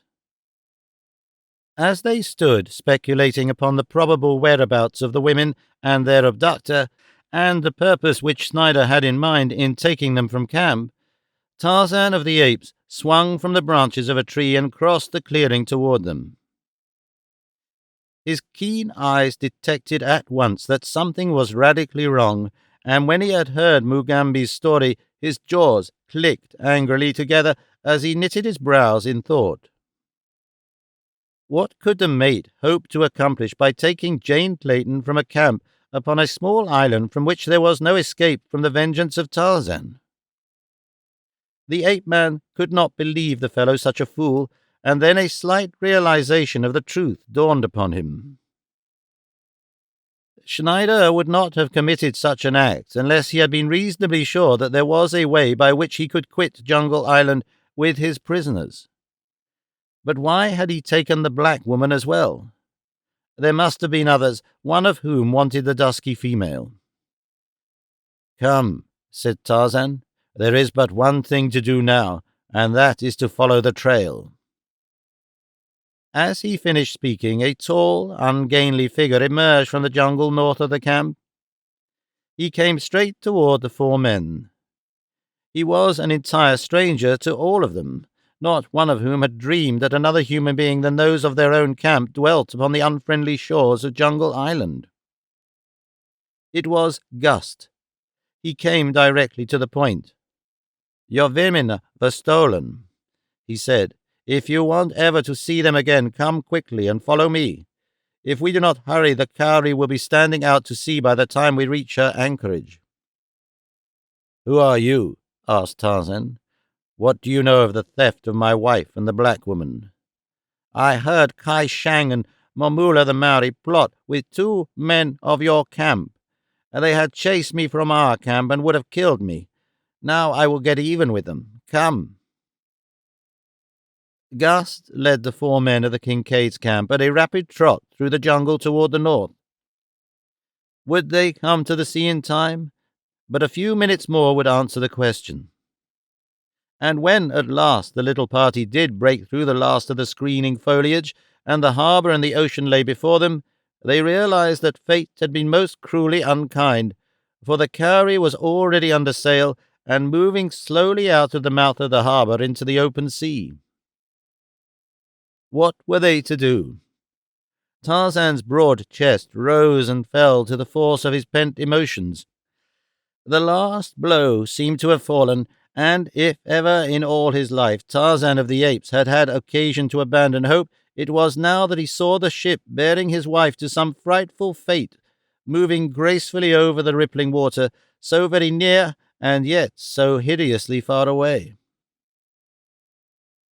In silence he stood watching the vessel. He saw it turn toward the east and finally disappear around a headland, on its way he knew not whither. And then he dropped upon his haunches and buried his face in his hands. It was after dark that the 5 men returned to the camp on the east shore. The night was hot and sultry. No slightest breeze ruffled the foliage of the trees or rippled the mirror-like surface of the ocean. Only a gentle swell rolled softly in upon the beach. Never had Tarzan seen the great Atlantic so ominously at peace. He was standing at the edge of the beach, gazing out to sea in the direction of the mainland, his mind filled with sorrow and hopelessness, when, from the jungle close behind the camp, came the uncanny wail of a panther. There was a familiar note in the weird cry, and almost mechanically Tarzan turned his head and answered. A moment later, the tawny figure of Sheeta slunk out into the half-light of the beach. There was no moon, but the sky was brilliant with stars. Silently the savage brute came to the side of the man. It had been long since Tarzan had seen his old fighting companion, but the soft purr was sufficient to assure him that the animal still recalled the bonds which had united them in the past. The ape-man let his fingers fall upon the beast's coat, and as Sheeta pressed close against his leg, he caressed and fondled the wicked head, while his eyes continued to search the blackness of the waters. Presently he started. What was that? He strained his eyes into the night. And then he turned and called aloud to the men smoking upon their blankets in the camp. They came running to his side, but Gust hesitated when he saw the nature of Tarzan's companion. "Look," cried Tarzan, "a light, a ship's light. It must be the Cowrie. They are becalmed." And then, with an exclamation of renewed hope, "We can reach them. The skiff will carry us easily." Gust demurred. "They are well armed," he warned. "We could not take the ship, just 5 of us." "There are 6 now," replied Tarzan, pointing to Sheeta, "and we can have more still in a half-hour. Sheeta is the equivalent of 20 men, and the few others I can bring will add full 100 to our fighting strength. You do not know them." The ape-man turned and raised his head toward the jungle, while there pealed from his lips, time after time, the fearsome cry of the bull-ape who would summon his fellows. Presently from the jungle came an answering cry, and then another and another. Gust shuddered. Among what sort of creatures had fate thrown him? Were not Shang and Momula to be preferred to this great white giant who stroked a panther and called to the beasts of the jungle? In a few minutes the apes of Akut came crashing through the underbrush and out upon the beach, while in the meantime the 5 men had been struggling with the unwieldy bulk of the skiff's hull. By dint of Herculean efforts they had managed to get it to the water's edge.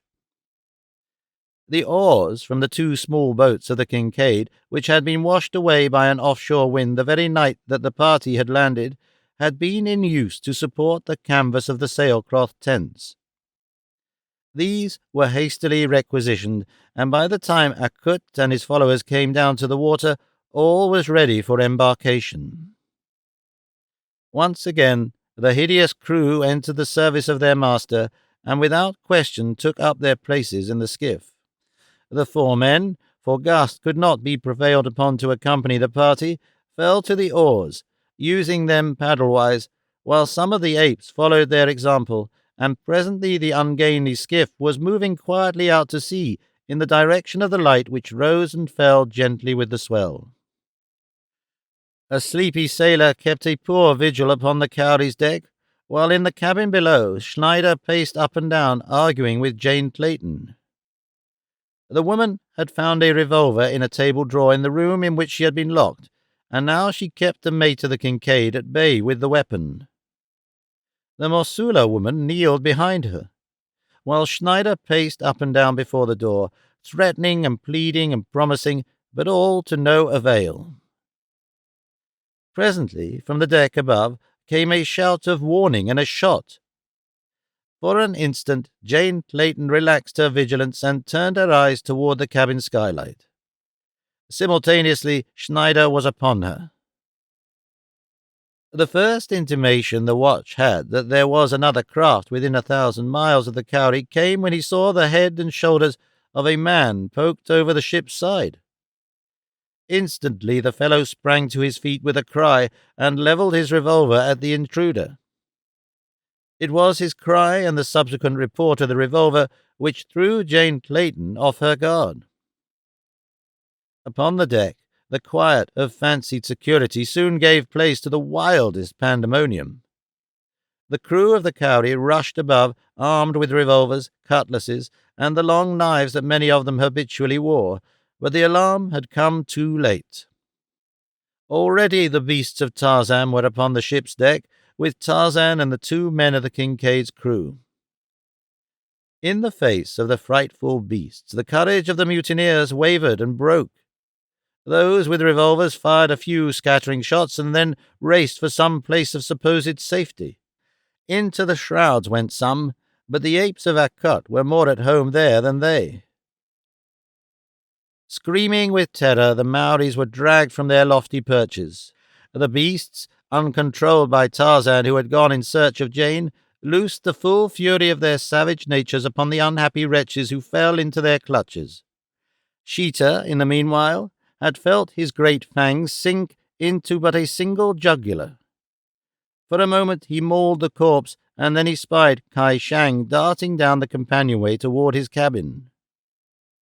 With a shrill scream, Sheeta was after him, a scream which awoke an almost equally uncanny cry in the throat of the terror-stricken Chinaman. But Shang reached his cabin a fraction of a second ahead of the panther, and leaping within, slammed the door, just too late. Sheeta's great body hurtled against it before the catch engaged, and a moment later Shang was gibbering and shrieking in the back of an upper berth. Lightly, Sheeta sprang after his victim, and presently the wicked days of Shang of Fashan were ended, and Sheeta was gorging himself upon tough and stringy flesh. A moment scarcely had elapsed after Schneider leapt upon Jane Clayton and wrenched the revolver from her hand, when the door of the cabin opened and a tall and half-naked white man stood framed within the portal. Silently he leapt across the cabin. Schneider felt sinewy fingers at his throat. He turned his head to see who had attacked him, and his eyes went wide when he saw the face of the ape-man close above his own. Grimly, the fingers tightened upon the mate's throat. He tried to scream, to plead, but no sound came forth. His eyes protruded as he struggled for freedom, for breath, for life.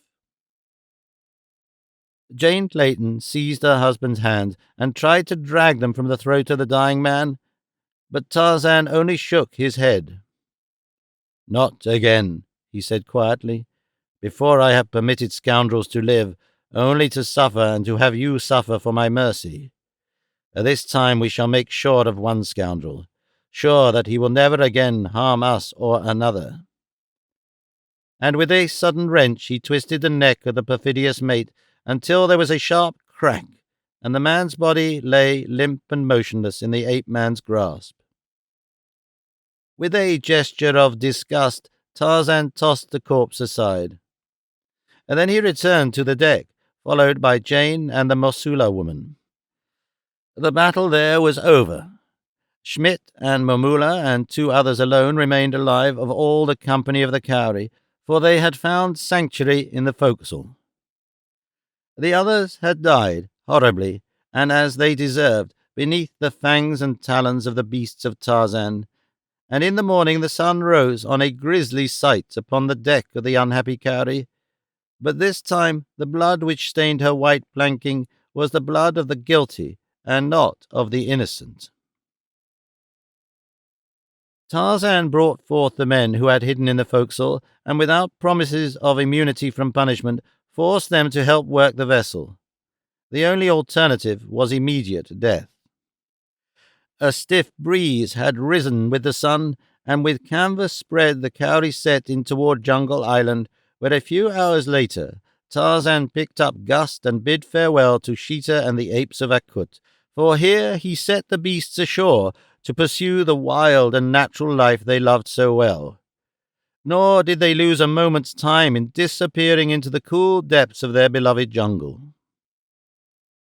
That they knew that Tarzan was to leave them may be doubted, except possibly in the case of the more intelligent Akut, who, alone of all the others, remained upon the beach as the small boat drew away toward the schooner, carrying his savage lord and master from him. And as long as their eyes could span the distance, Jane and Tarzan, standing upon the deck, saw the lonely figure of the shaggy anthropoid motionless upon the surf-beaten sands of Jungle Island. It was 3 days later that the Cowrie fell in with H.M. sloop of war Shorewater, through whose wireless Lord Greystoke soon got in communication with London. Thus he learned that which filled his and his wife's heart with joy and thanksgiving. Little Jack was safe at Lord Greystoke's townhouse. It was not until they reached London that they learned the details of the remarkable chain of circumstances that had preserved the infant unharmed. It developed that Rokoff, fearing to take the child aboard the Kincaid by day, had hidden it in a low den where nameless infants were harbored, intending to carry it to the steamer after dark. His confederate and chief lieutenant, Povitch, true to the long years of teaching of his wily master, had at last succumbed to the treachery and greed that had always marked his superior, and, lured by the thoughts of the immense ransom that he might win by returning the child unharmed, had divulged the secret of its parentage to the woman who maintained the foundling asylum. Through her he had arranged for the substitution of another infant, knowing full well that never until it was too late would Rokoff suspect the trick that had been played upon him. The woman had promised to keep the child until Povitch returned to England, but she, in turn, had been tempted to betray her trust by the lure of gold, and so had opened negotiations with Lord Greystoke's solicitors for the return of the child. Esmeralda, the old Negro nurse, whose absence on a vacation in America at the time of the abduction of little Jack had been attributed by her as the cause of the calamity, had returned and positively identified the infant. The ransom had been paid, and within 10 days of the date of his kidnapping, the future Lord Greystoke, none the worse for his experience, had been returned to his father's home. And so that last and greatest of Nicholas Rokoff's many rascalities had not only miserably miscarried through the treachery he had taught his only friend, but it had resulted in the arch-villain's death, and given to Lord and Lady Greystoke a peace of mind that neither could ever have felt so long as the vital spark remained in the body of the Russian, and his malign mind was free to formulate new atrocities against them. Rokoff was dead, and while the fate of Povitch was unknown, they had every reason to believe that he had succumbed to the dangers of the jungle where last they had seen him, the malicious tool of his master. And thus, in so far as they might know, they were to be freed forever from the menace of these two men, the only enemies which Tarzan of the Apes ever had occasion to fear, because they struck at him cowardly blows through those he loved. It was a happy family party that were reunited in Greystoke House the day that Lord Greystoke and his lady landed upon English soil from the deck of the Shorewater. Accompanying them were Mugambi and the Mosula woman whom he had found in the bottom of the canoe that night upon the bank of the little tributary of the Ugambi. The woman had preferred to cling to her new lord and master rather than return to the marriage she had tried to escape. Tarzan proposed to them that they might find a home upon his vast African estates in the land of the Waziri, where they were to be sent as soon as opportunity presented itself. Possibly we shall see them all there, amid the savage romance of the grim jungle and the great plains where Tarzan of the Apes loves best to be. Who knows?